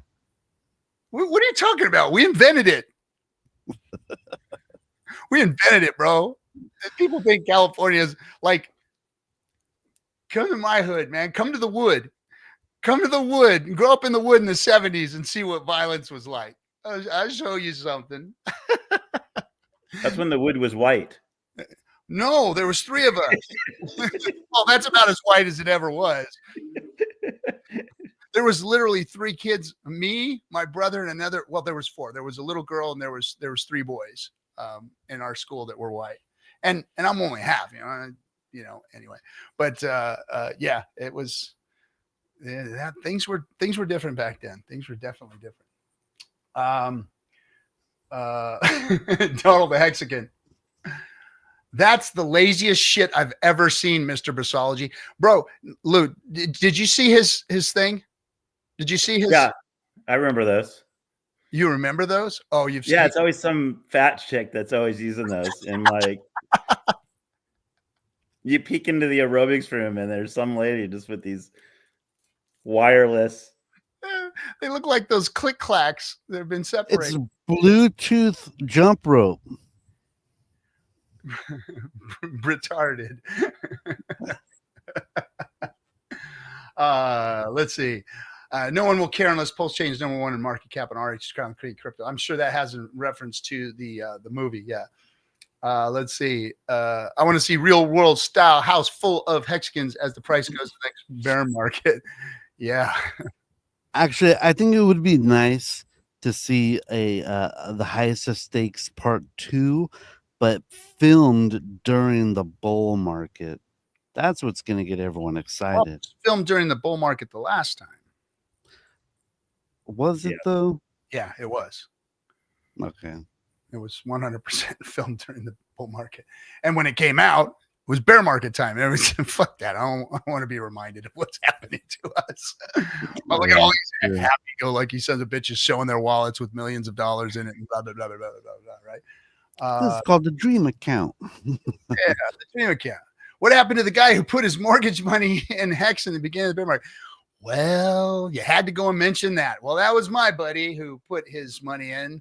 So I'll give you guys kind of a little lowdown story on Mikey. That's Mikey. He's my buddy. He's a good dude. They don't make him any better than Mikey. He's a dad with like 5 kids, and he's just a salt of the earth dude. He's always worked hard. He's taken care of his family. He's always, been involved with me in some kind of business venture or something. We did a lot of things together, real estate, all that kind of stuff. And Mikey was apprehensive to get into Hex. And when it started to moon, he's like, okay, I'm just in. Just get me in. And the day he said that, I got a call from the highest of stakes saying, hey, we're looking to, we want to find somebody who's new coming into Hex. I said, well, hey, I got a guy for you. Just call me. And they were there the next day and showed up at Mikey's house and filmed him putting his money in. And to let you guys know that, there's a whole story behind Mikey, and I'm not going to give you it all, but I mean, as far as it goes, he's fine. He did fine. He had, that was money that they had in their savings. He does well. His business is he's not a pleb. He makes good money.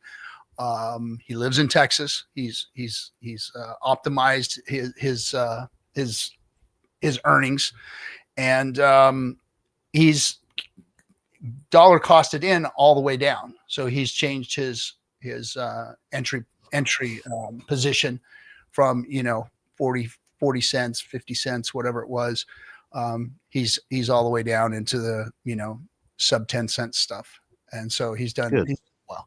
And that's because if I'm going to bring somebody in and onboard, I'm going to teach him how to do the right things, and he was willing to listen and do what was necessary to make sure that he did the right thing. So yeah, so that's where Mikey's at. He's waiting like everybody else for this thing to move. He sacrificed for PulseX. So he's all in. And another one, shame on you, Brasology, you lazy fuck. Donald the Hexican, I'm gonna have words with you later, buddy. Yeah, ball-less jump rope. No ballers do that exercise. Oof, they're really on you, dude. Yeah. I was at the club today, and a guy he was starting on the first tee. I think I was on number 10, and they're funny. Everyone's talking about Bitcoin again, right? The guy's like, "Hey, did you know that Bitcoin was 111,000?" I was like, "It was 113,000," and they're like, "You're my Bitcoin guy," and I'm like, "Well, that was a long time ago." Right? And I'm like, what's that mean when people are starting to talk about Bitcoin again? It's like the old days. Yeah, it's time. I mean, seeing you guys around. Look, I've been around the whole time. I didn't go nowhere. I've been here every Friday. I went and toured the world during the bear market, which was probably the stupidest thing that anybody or any influencer could do. I should have went away and just licked my wounds, and I'd have more money and time and less headaches, and then just came back like everybody else did. There is no glory in this. There is no fucking reward for it or whatever. But I did it, and it is what it is. But yeah, it hasn't been the best. But seeing everybody coming back, it's like I'm trying to get re-energized. Like seeing Rat come back and him getting all fired up about everything and changing his whole life from the problems that he's had, and seeing you guys come on, it's energizing. And I'm trying to get Rackham on this show. I will. I'll have him on. He's doing his thing. He's real busy right now. I think I'm going to go out to his place here in the next month or so. We're going to have like a little, what do you call it? Like a conversation on the couch. No, we're going to have a group of people coming out there. What do they call that when everybody gets together from around the world? Soiree? No. Reunion? Not a symposium, but damn it, it'll hit me. Flesh pile. I'm reaching. I'm like, what are you trying to tell us? That's what I'm trying to figure out. No, when countries get together and Summit. There you go. Summit. That's the word I was looking for. So he wants to do a little summit. Diddy calls that a freak off. Freak off. Alexander. Oh, look at that. Just go take a ride to Sturgis. No, I've done all those rides. I was a Harley guy for a long time, and I used to race my bike. My bike was a drag bike, and I used to ride it on the street, and I'd take it to the racetrack. And so I ran over all the Laughlin stuff, ran out to Sturgis a couple times. So yeah, I've done the whole thing. I've got friends that are patchers out here. I've sympathized with groups of bikers, but never patched up myself. But anyway, yeah, it's kind of a community out here where I live anyway, especially. Let's see who else is in here. Diddy can call a man dad. Oof. Let's see. Somebody's on. I bought the HD Lowrider ST. I couldn't stay off two wheels. I know, man. I just don't want to do it. I don't want to. I do and I don't. I saw Good Texture was starting to tweet again and stuff. That too, man. Seeing Good Texture come back. That's like, oh boy, here we go. Here we go again. Yeah. He's gonna start fudding us. Yeah, that's the idea if he would forgive RG3. I don't think so. I think ID's got it. He's. Wait a second. I got no more beef, Cap. I just want to pump our bags. And that's all I've ever wanted to do, bro. That's all I've ever wanted to do. I have never had beef with you. I think some of the things that maybe you and I disagreed on were inaccurate. But I've never had beef with you. I've always looked at you as a community member trying to do good. No mas carne. Yeah. No mas carne. No mas carne. And yeah. But like I said, I'll always my door has always been open for you to walk in and have a conversation with in private or even here. But yeah, never had beef with you, bro. I have a fadable hot tub in my driveway. Yeah, we have neighborhoods like that too out here. Definitely not where Liberty lives, but yeah, we have neighborhoods around here that people do that. Let's see. There's some RG3 might start a different type of movie, the type with blurred parts. Bro, Trader, are you kidding me? I'm already in one of those. I've yeah, he said might. I thought that was great. Yeah, he might start a different crypto movie. I'm gonna throw this out there. I keep throwing it out there for everybody to try and find it. But put it on your OnlyFans. It was impressive. It was impressive. And so I was out in Laughlin at what's called the River Run. And I was partying with a bunch of people there, out there on my bike. And there was a group of people. Back in the day, we used to have this thing called Girls Gone Wild. And it was videotapes of, girls flashing, whatever, at, summer events, Daytona, Laughlin, all this stuff. Well, there was a group out there doing that. And they were doing it at this big bar, and they had a couple of plant girls that would get all the other girls going, right? So their plant girls would go out there and get the other people drunk, get the other girls going, whatever. And so they'd film all this stuff. And I'm sitting back, watching all this shit go on. And I started talking to this dude, and he's this punk rock guy. So we're talking like old school punk rock stuff and people we know. And he was from the OC out here. So we're talking and chatting. He's like, hey, man, we're having a party up in the room. He was with that group. I'm like, oh, cool, man. And he said, hey, come on up later. We'll invite you up. I said, okay, cool. So hanging out, they all left. Everything's kind of calming down. I'm going to go check out this party. I go upstairs, walking down the hallway, knock on the door. Door opens up. Somebody grabs me and pulls me into the room. And like, shh. I was like, what? And I turn around, and there's a film crew. And there's a bed. And there's two girls.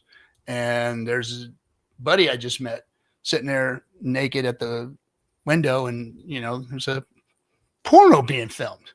So I'm like, holy shit, what did I walk into? So he goes, hey man, go on over here, sit down, have a drink. So I'm sitting down. This dude's butt naked, right? He's just sitting there talking. He's like, hey, yeah, this and that, and the other, and the girls are there, and they're getting the film ready again. And I'm like, oh shit, what the fuck is going on here? What did I get into? So I'm just kind of laughing about the whole thing, going, all right, man. I'm gonna dip down. He's like, no, hey, you down for a scene? And I was like, oh, no. The girls that was in there like, hey, I'll do it, and I'm like, nope.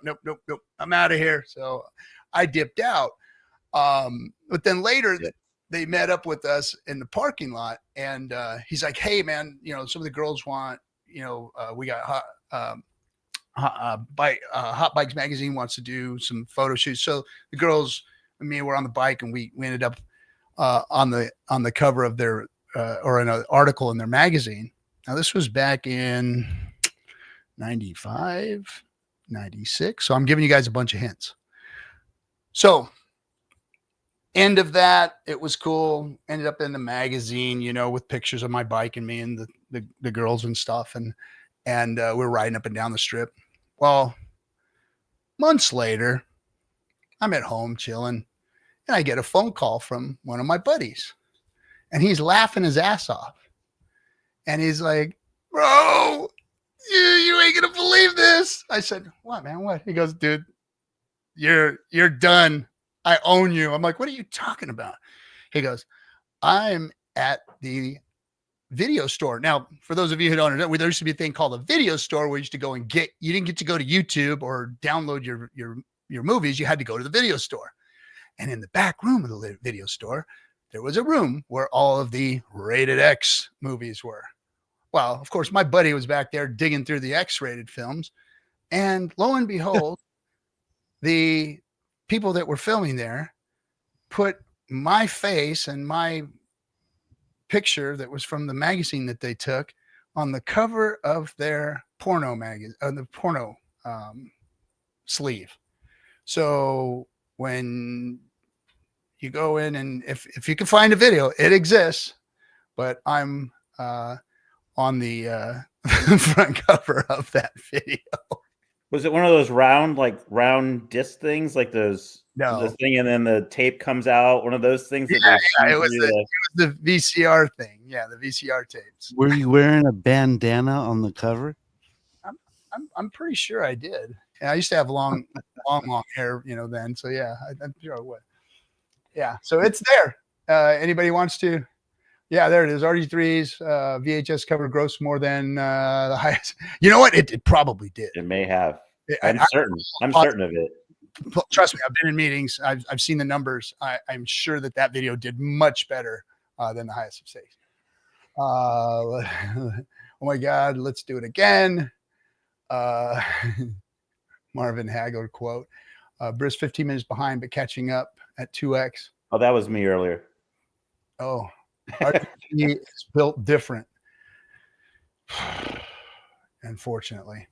Be careful with how much info you give on that movie and stuff. I mean, we still do have a lot of virgins in our community, so. Well, maybe it'd be good for them. It could be. Show them how it's done, RG. Self-sealing stem bolts. Oh, look at that. Robert's talking about some self-sealing stem bolts. Can they build a rocket that takes us to the moon, please? Yeah, I wish we could. What's going on with... Yeah. I remember coming home after overtime and sitting down in my chair wiped out, and the next thing you know, it's time to go to work again. Brutal reality. That's true, man. I do remember those days. I remember those days. I remember, working 18-hour days, just like disgusted with my life, coming home after a 20-hour day, damn near not even making it through 23-hour day one time. It was just, oh, listen to this. This is interesting. Guys, we're literally 1/3 of the way through the Quattro Cinco. Keep going. Grab your T-shirts while you still can. 1/3 That's pretty darn cool. That is really cool to think about. It is really cool. Never any downtime. Never any downtime. Never any downtime. Those 15-year stakes are going to be amazing. And again, guess what? What's left over after that is going to be abysmal. I mean, those are the biggest stakes that are going to be out there. You know, that's going to be insane. 30,000 tolerance. That's a lot, bro. Come on, 30,000. That's a lot, man. That's way out there, right, Briss? Didn't you have to be within a few thousandths of your government spec stuff? Sometimes like 20,000th. Okay. Sometimes like 15,000. So it depends. Yeah, I've seen some stuff that's been. Well, I mean, I worked at JPL, you know, NASA. I worked at freaking SpaceX. So I've worked at some places where it's not like the stuff you did. You did like airplane shit. Rivets. I was doing rivets. Let's see. And a small rivet is like a 5-man job. It's amazing when you think about you know, the production lines of things and how many people actually have their hands in on it. You know, like you think of the machine that you operated, you know, it took a lot of people, engineers, developers, countries to build that machine. A lot of hands touched that machine. I got the machine, brought that machine into you, set it all up. You had people that work on that machine, that level that machine and get that machine all dialed in. You work on that machine. That the hard materials that came to you got, you know, touched by, you know, by the time a bolt gets or a rivet gets put in an airplane, there's, you know, a couple hundred hands that have already touched that damn thing, you know. Lots of engineering too. Yeah. Let's see here. The highest of So a lot of hours go into it. Sorry. Yeah. So it should be a success story, in my opinion. If it doesn't end with PulseChain doing well, it doesn't make sense to make it. No offense to anyone. Oh, no, that's no offense taken. You know, a story's a story. Whether, you know, obviously we'd all like to see a happy ending. But that's not always you know, not all stories are happy endings. Stories are stories. You know, if this whole crypto thing fails, it's still a story, you know, and it's this story. So, you know, I don't candy coat the thing. We never made it to be a puff piece either. That was the one thing that when we sat down, had meetings with Muse, they said, you know, hey, you know, let's talk about what our goals for the movie are. You know, what are all of our goals for the movie? What do we want the movie to look? And that was when I was with the production team.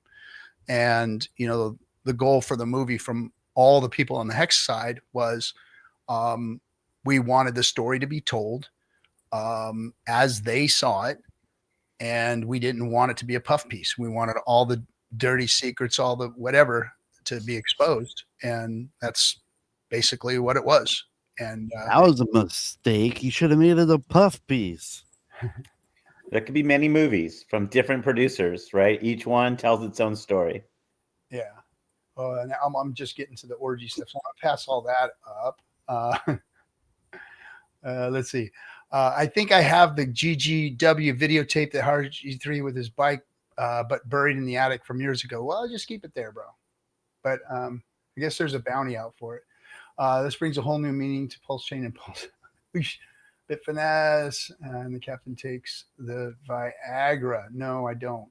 I never have had to do that. Nor do I want. Let's see. What else? Blockbuster. Yeah. Bull market's coming. People are laughing at me. RGT's got some VHS. Yeah. Didn't bang that. Oh, Venge. Oh, dude, no. I'm no. You know, they say bull market's coming, but I think back in the day, like a penny was like the end game. How thrilled were we when it hit when Hex hit a penny? It was like, I mean, sure, I know there's so many folks that have come into the ecosystem in the last 3 years and would love to see 10 pennies or $1 or $10, but I mean, just the fact that it got off the ground in the first place was just phenomenal. Even from that first day when Richard was realizing that all the Bitcoin was being claimed. And I remember him looking up just so excited. And, you know, so each little step, I mean, we kind of went high up on the mountain and came back the other side. we're still far ahead of where we started, 100x or something like that. But it's just getting these clouds out from over us over the last couple of years, it's just another hundreds and thousands of people before this thing moves on its own again. Yeah. And then rising tide raises all ships. So just Ethereum and, the altcoin market moving up and Bitcoin moving up is bringing more, value into crypto, which brings more value into the system itself, which raises us all because of, Hart's law, everything goes up that way. So we're going to have that effect on top of, whales jumping in, people jumping in, retail coming in. The FOMO starts and they move. Good cryptos move. And that's what's going to happen during the bear market. Can we please talk about T-shares? So I'm going to talk about T-shares this way. I want to tell, since we're nostalgic here, I'm going to tell the origins of the T-shares. So back in RG3, I'm sorry, real quick. I got to hop off. All right, bro. Good seeing you guys. All I'll right, be back. All right. And I want a list of all the people that made fun of my ropeless jump rope. I'll get it. I'm going to get you. I'm going to be talking to each and every one of you. All right. I'll get it for you. All right. Lady Liberty says, come over for dinner sometime, Briss. Yes, sir. Yeah. See you guys. I want to go have a cigar out on the club there. Oh, I joined another club, so now I have 2 clubs, but I think you're going to like the other one. Cool. Well, let's I don't know. We'll have to try to get you in. You look different than the last time we brought you to a club. All right. You are all nice button down shirt and hair brushed. Totally fit in. They'll let me in. So T-shares, I'm going to tell a quick story about T-shares that people may or may not know. I know OGs know. But back in the hex.com chat room days, they were talking about staking and, putting your value in and staking it out and all this. And they were trying to figure out interest bearing models and all that kind of stuff. And this was before the T-share was invented. And there was a guy that he went by he went by Michael the Painter. And he was a rough around the edges dude. He was a kind of a gambler guy, understood numbers and stuff and how to make things happen. And when he saw the first interest model and he saw 15-year stakes and, all that, he was like, man, you guys go ahead and stake 15 years. I'm going to stake every month and I'm going to work you guys because the interest rate was fixed. And so he was going to make his interest and dump on your heads and make his interest and dump on your heads. And you were going to be making the same interest he was over the 15-year period. So guy by the name of Kyle, Dev Kyle, we called him, saw that and said, this is a problem. We got a problem here. This guy's right. There is no benefit to staking longer than staking shorter. So that's how the T-share was actually invented, was because of that interaction in the old chat rooms back in those days. So little T-share history for you. And then Dev Kyle and Richard put the T-share together, and rest is history. And it is, in my opinion, like a Nobel Prize winning freaking technology.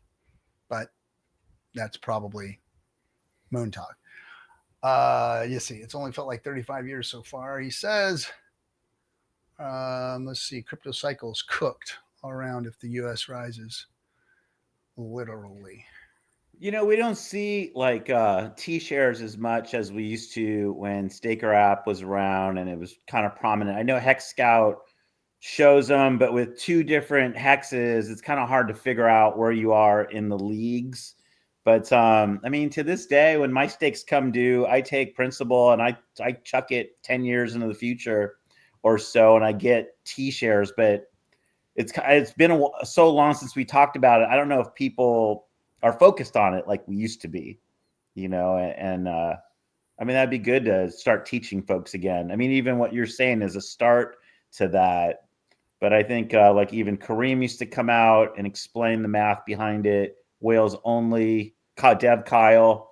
And once people start realizing what they do, even with the OA staking and the yield going down, we still get so much in the way of penalty hex when people early end stake. So even though it says like we're getting 1.7, 1.7 hex per T share, we get so much more than that, right? We used to think we were getting 35% APY, but then when you looked at go.hex.com later, you're like, how am I getting 68% or 120%?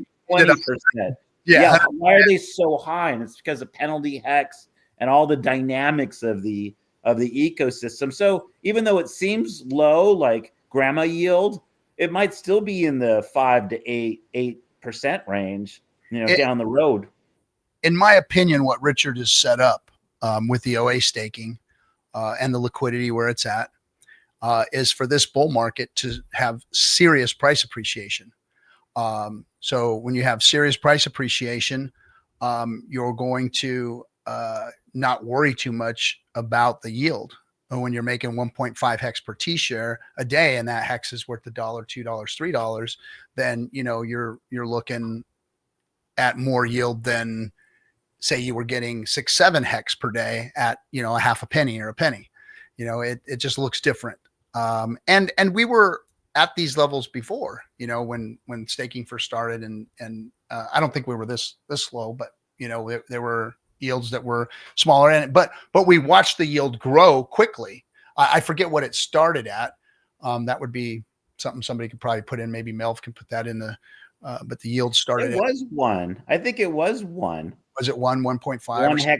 One hex per T share, and you'd be like, wow, with all your T shares, you're like, I just made a quarter. You'd be all excited, like I made a quarter or a dime, not dime, but not drugs. I'm talking an actual, metal quarter, and get excited about it. And then later on, you're like, hey, we made $1,000 today, or we made $2,000 in just yield. And I think you'll see that again. We will. And now it's set up for, price appreciation to change versus, and again, as time goes on, the T-share payout goes up. It just, that's the way it is. It goes up. It moves up and to the right because of how the math is set up.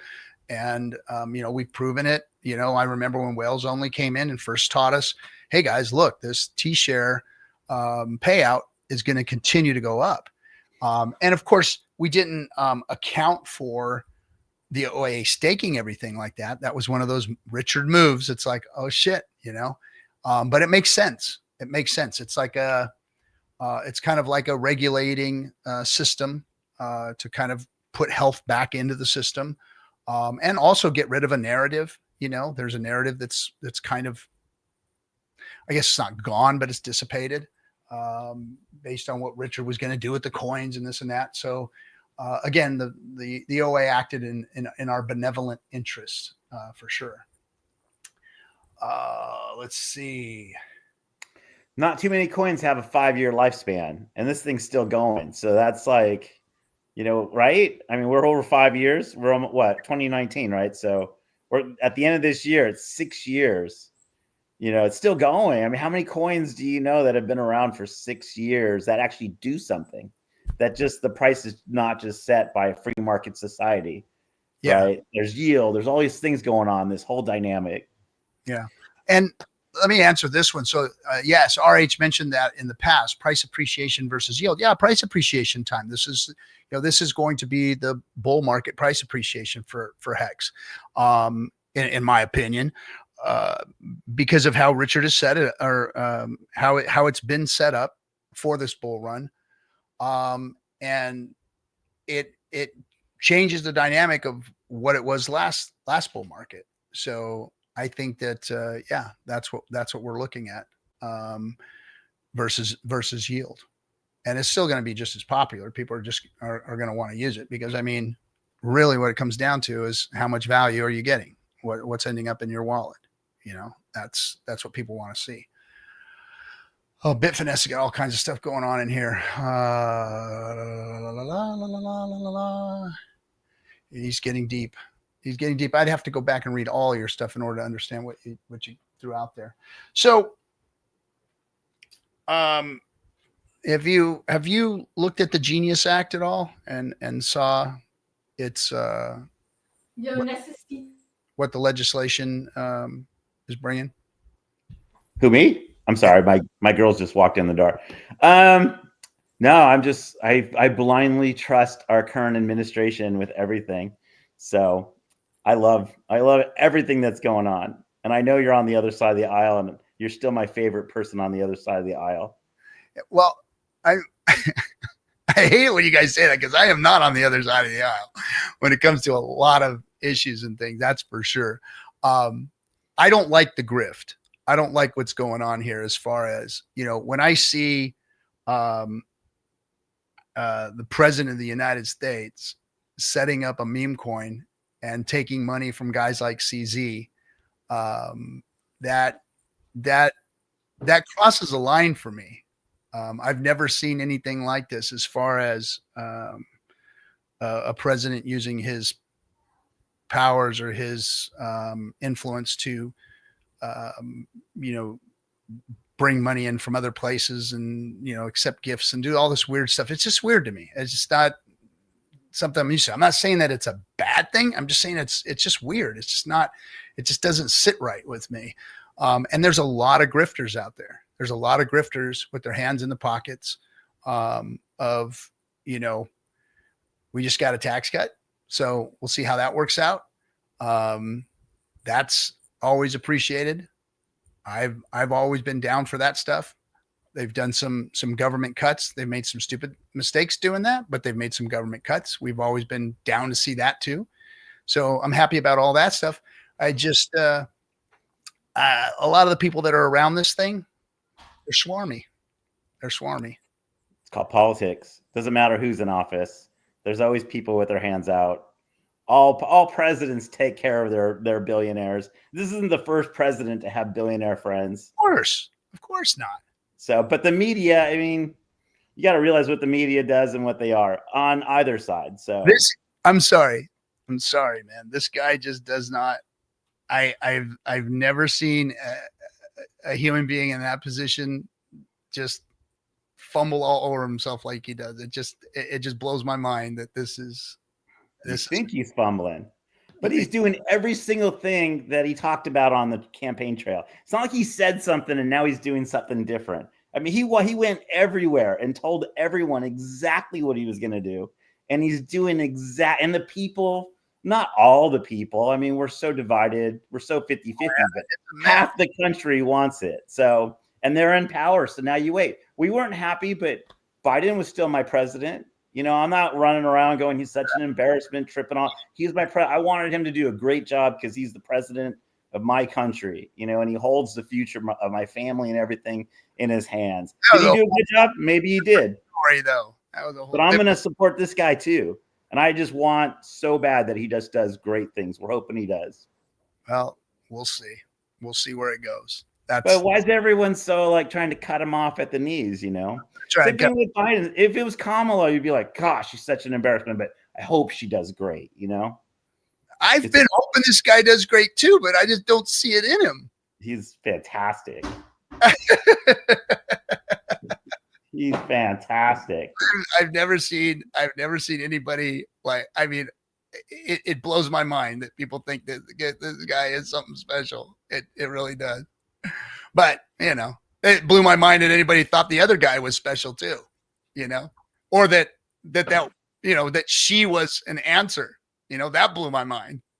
I can't say that, I'm unhappy that where we're at, it's definitely played into our favor with a lot of things. There's a lot of conservative values being, put out there. But at what cost? That's what I always look at what cost. Someone's always going to be upset.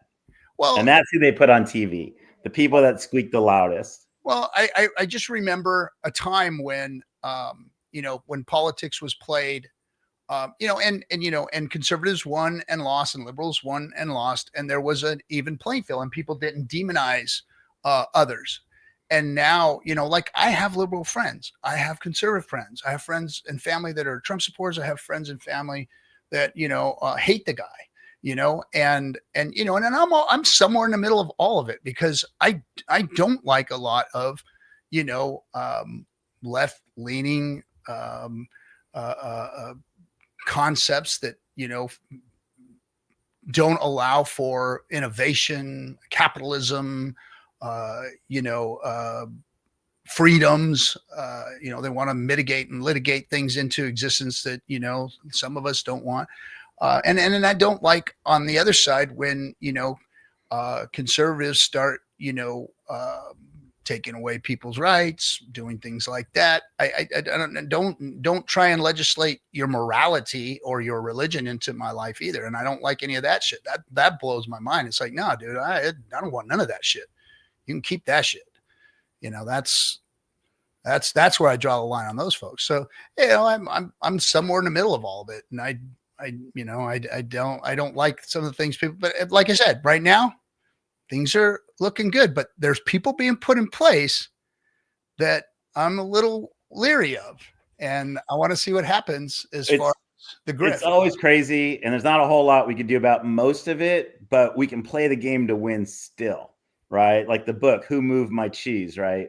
When your cheese gets moved, what are you going to do? Right now, we're playing crypto as well as we can. I've always been moving my cheese all over. I've been chasing my cheese for years, man. You got to go get in front of that cheese.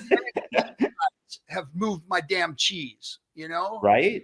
And that's the problem. They've been moving my cheese, and it's like the normal working guy gets screwed in the middle of it all the time.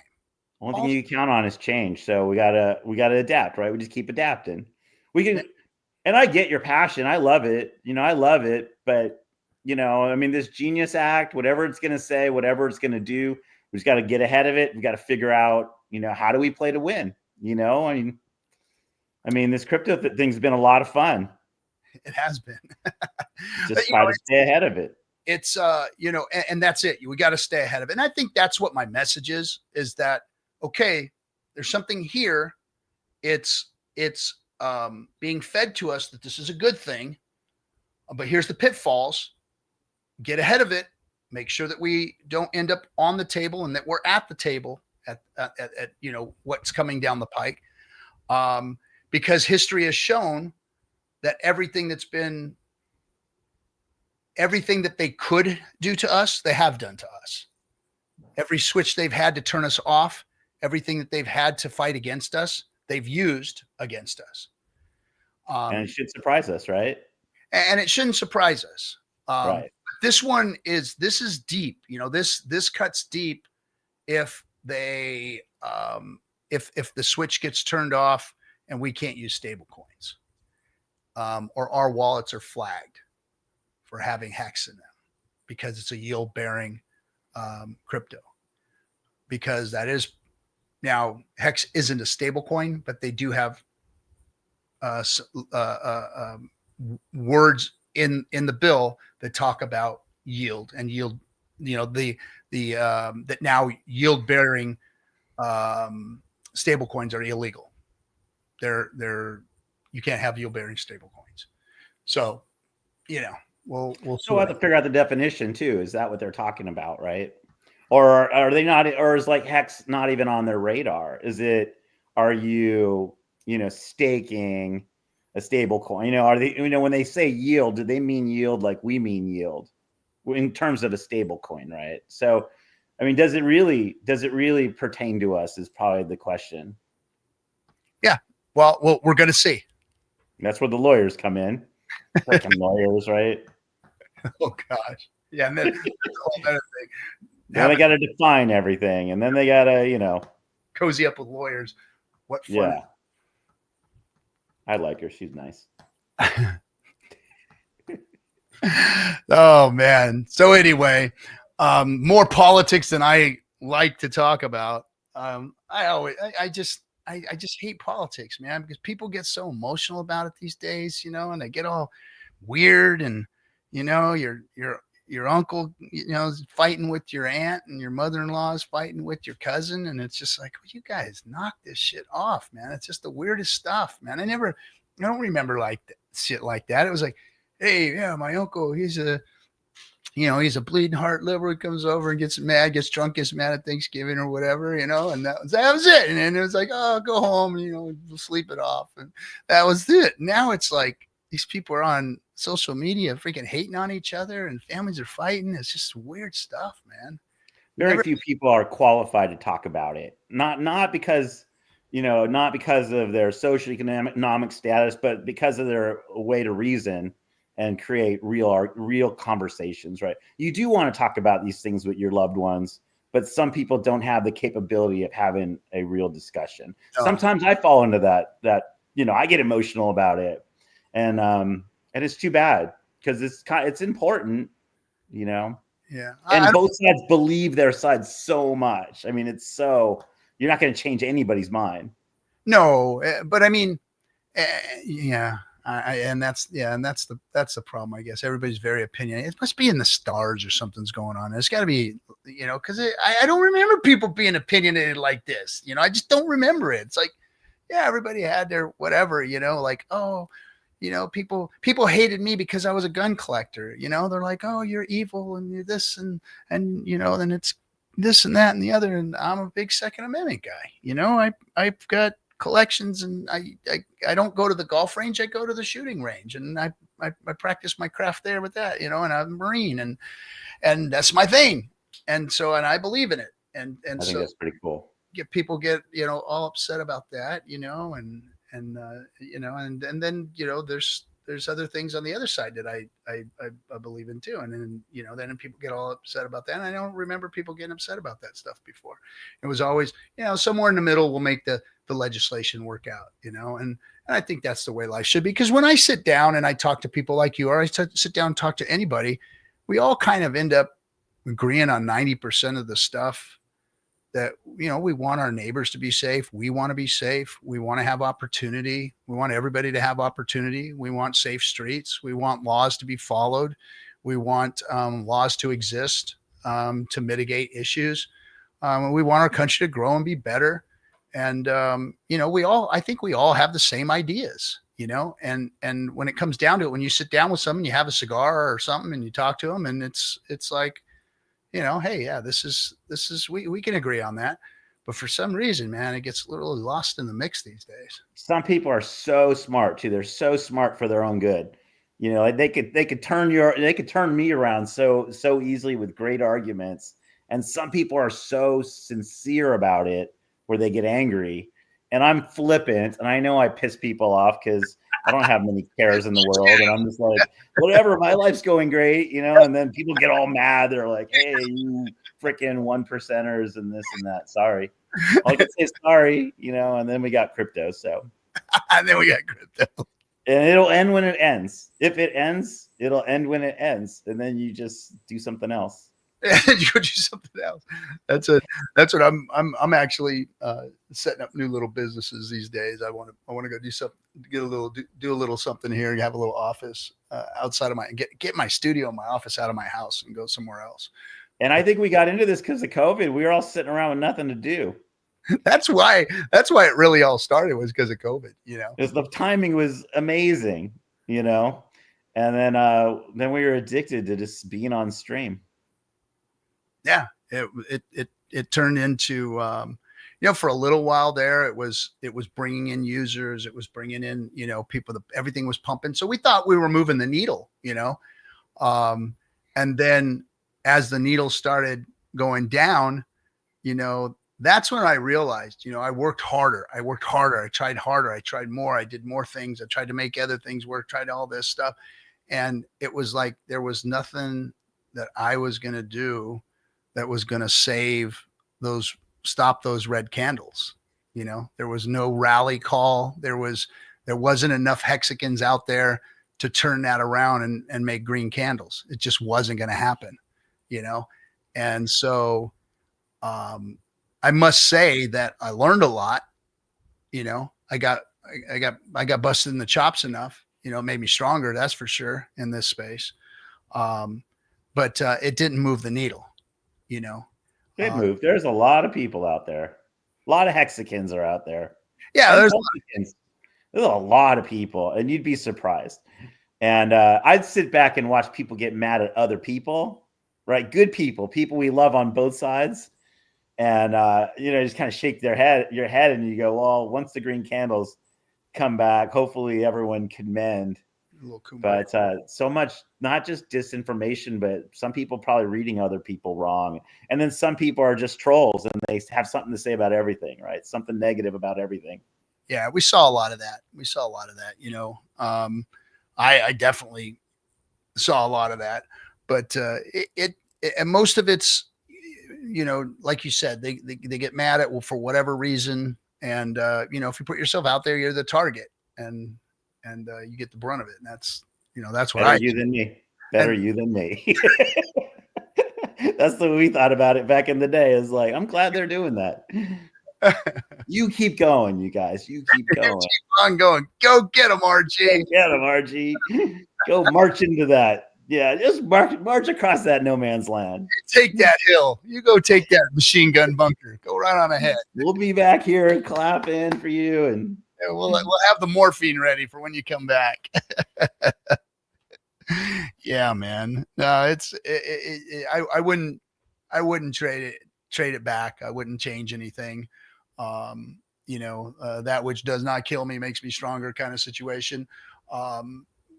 And hopefully, once we start, once we do get attention, then we'll be able to explain what it is we're doing here better. We do have some great streamers out there that are super smart, that are really intelligent and good at putting out content. Like Coffee's just amazing at what he does.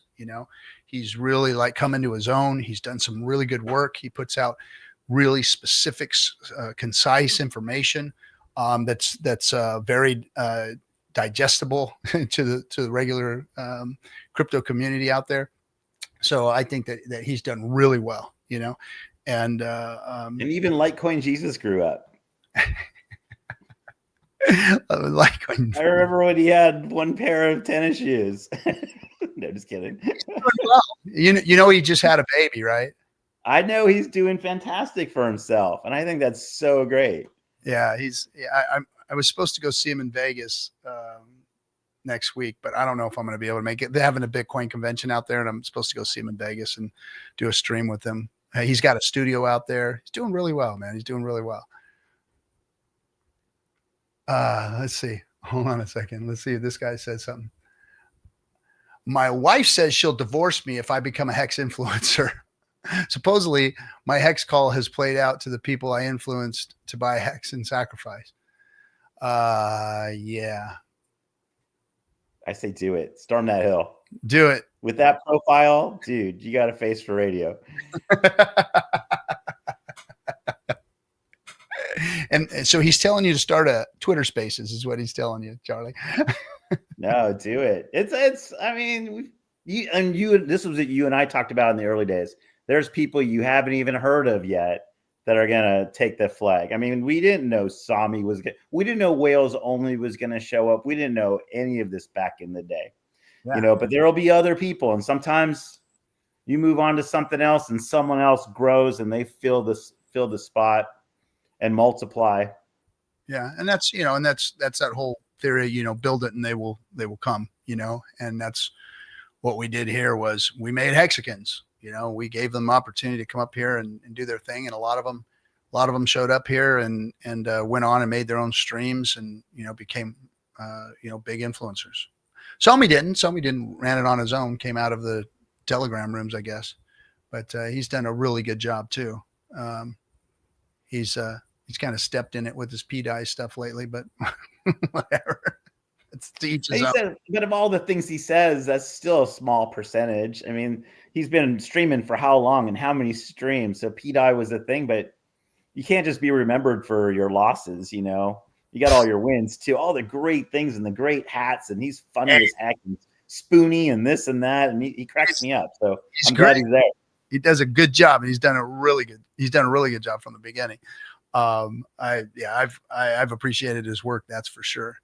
I think he doesn't get enough credit, to be honest, but whatever. Yeah. There's so many great ones. And some have been called grifters. I don't care if they're grifters. If they put the time in, You know, so many people have gotten bad reputations, but I'm still glad they're on our side. I'm still glad they're our people. Yeah, I mean, a lot of the grifters have just made mistakes. Or maybe not even grifters, just people that, you know, some of them just got a reputation for whatever. Maybe they're dumping, maybe they're doing whatever, but I don't even care. I'm just like, but there's some real, you know, people get on some people pretty hard. Yeah. And, you know, if they're a girl, sometimes they get a little more, you know, either fans or hate mail, what have you, but they're still our people. They're still our people. I love every Hexican. You know, like I said, ID, you know, he come at me hard, man. He's come at me really, really hard. But I don't have any hate for any of these guys, any of them. And, you know, I've blocked a bunch of them for just making my X feed look horrible and just, you know, so I'd rather just not look at it. But it doesn't mean that I've always embraced the worst of us. You know, I mean, I remember in the day, I would give Black Sheep, you know, come in and everybody's like, no, let Black Sheep in. What are you doing? Not Black Sheep. And I'm like, come on, man. He's of the best of us, of the worst of us. So yeah, we're all good, man. It's all good. Everybody's good. And, you know, everybody has value some way, some shape, some form, you know, and, I think we need to embrace that more often. We got a new one, Crypto Tiger. Yeah, I've seen that dude. I saw him early, and he was out there. That dude was out there, and I was just like, shine that, man. I'm not even playing with that fucking wave. Just saying some weird shit, like freaking very threatening, and I ain't even gonna play with that. So, but I did hear him in a Spaces, and he was speaking sense, and I was like, oh, listen to this guy. He's actually sensible. So I unblocked him and left it at that. I think he's following me now, and yeah, he's an interesting guy. But I've seen some of his content; looks pretty good. So, you know, hopefully he's going to be another one of our you know, turnarounds. Somebody who came in, you know, had some odd things to say, and then, you know, of the worst of us, of the best of us. So I'm rooting for him. Go Tiger, Crypto Tiger God. That's his name. Oh, I think I saw him. Yeah. Yeah. He's got all the 90s tattoos and tribal tattoos. Yeah. Yeah. It was a small little tweet or something, a small little, what do you young people call it? TikTok or something. Yeah. That was good. Yeah. I don't care who they are. Just pump my bags. Yeah. Pump my bags. Pump my bags. That's all. I don't care. Right on. All right, I'm gonna go kiss my girls. I'm gonna close the stream anyway. Thanks for coming, bro. Appreciate seeing you, man. I'll give you a call. I'm gonna have to come out there and go hit the club and we'll get some lunch. Okay. All right, we don't have to go to club. We can go out to a public place. Okay. All right, see you in a bit. All right, bro. Later, man. All right, everybody. Chat room. Thanks for coming, man. Appreciate you all. This is your show. Come here next week. We got our cigar show. Our cigar show on Thursdays. That's Burn It All, Crypto and Cigars. I do that with Crispy and with Triplet Dad from MCR. We're all cigar enthusiasts. We do like kind of a cigar lounge thing. I don't know if you've ever been to a cigar lounge. I'm not encouraging anybody to go smoke or anything, but they're chill. You go into a cigar lounge, everybody's kind of just chatting. Usually people that have, expendable income to sit down and enjoy something that costs them, anywhere from, $5 to $40, $50, and enjoy it in a place where people aren't going to bother them or cigar world is kind of like the crypto space. It's highly regulated. It's highly shunned. It's misunderstood for sure. And it's gatekept. Now, the benefits of smoking a cigar, relaxing, the amount of nicotine that you get, because they're saying that nicotine does, kind of do stuff, open up your mind and helps.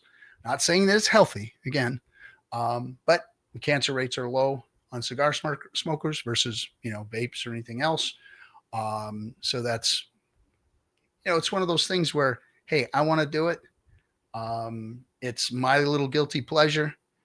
I don't abuse it. I take it in, moderation.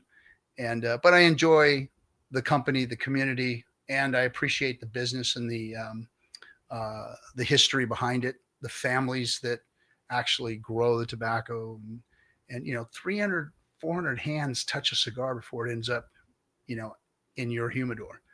There's a big, industry that's been going on for hundreds and hundreds of years. One of the oldest industries around, and there's families that are involved and been doing it for forever. And these things are all natural. There's no chemicals in them. And so, it's just one of those little guilty pleasures and a way to sit down and have a community. They're like crypto community. And when I sit down in a lounge, I have crypto conversations with all of them. My best onboarding has been in cigar lounges, and I enjoy doing it. And I enjoy talking to those folks, and they're people with money, and they're the ones that are interested in this kind of stuff, and having a good long conversation with somebody that's sitting there enjoying themselves is cool. So that's what we do on Thursday nights. It's called Burn It All, Crypto and Cigars. So we'd love to see you there if that's your thing.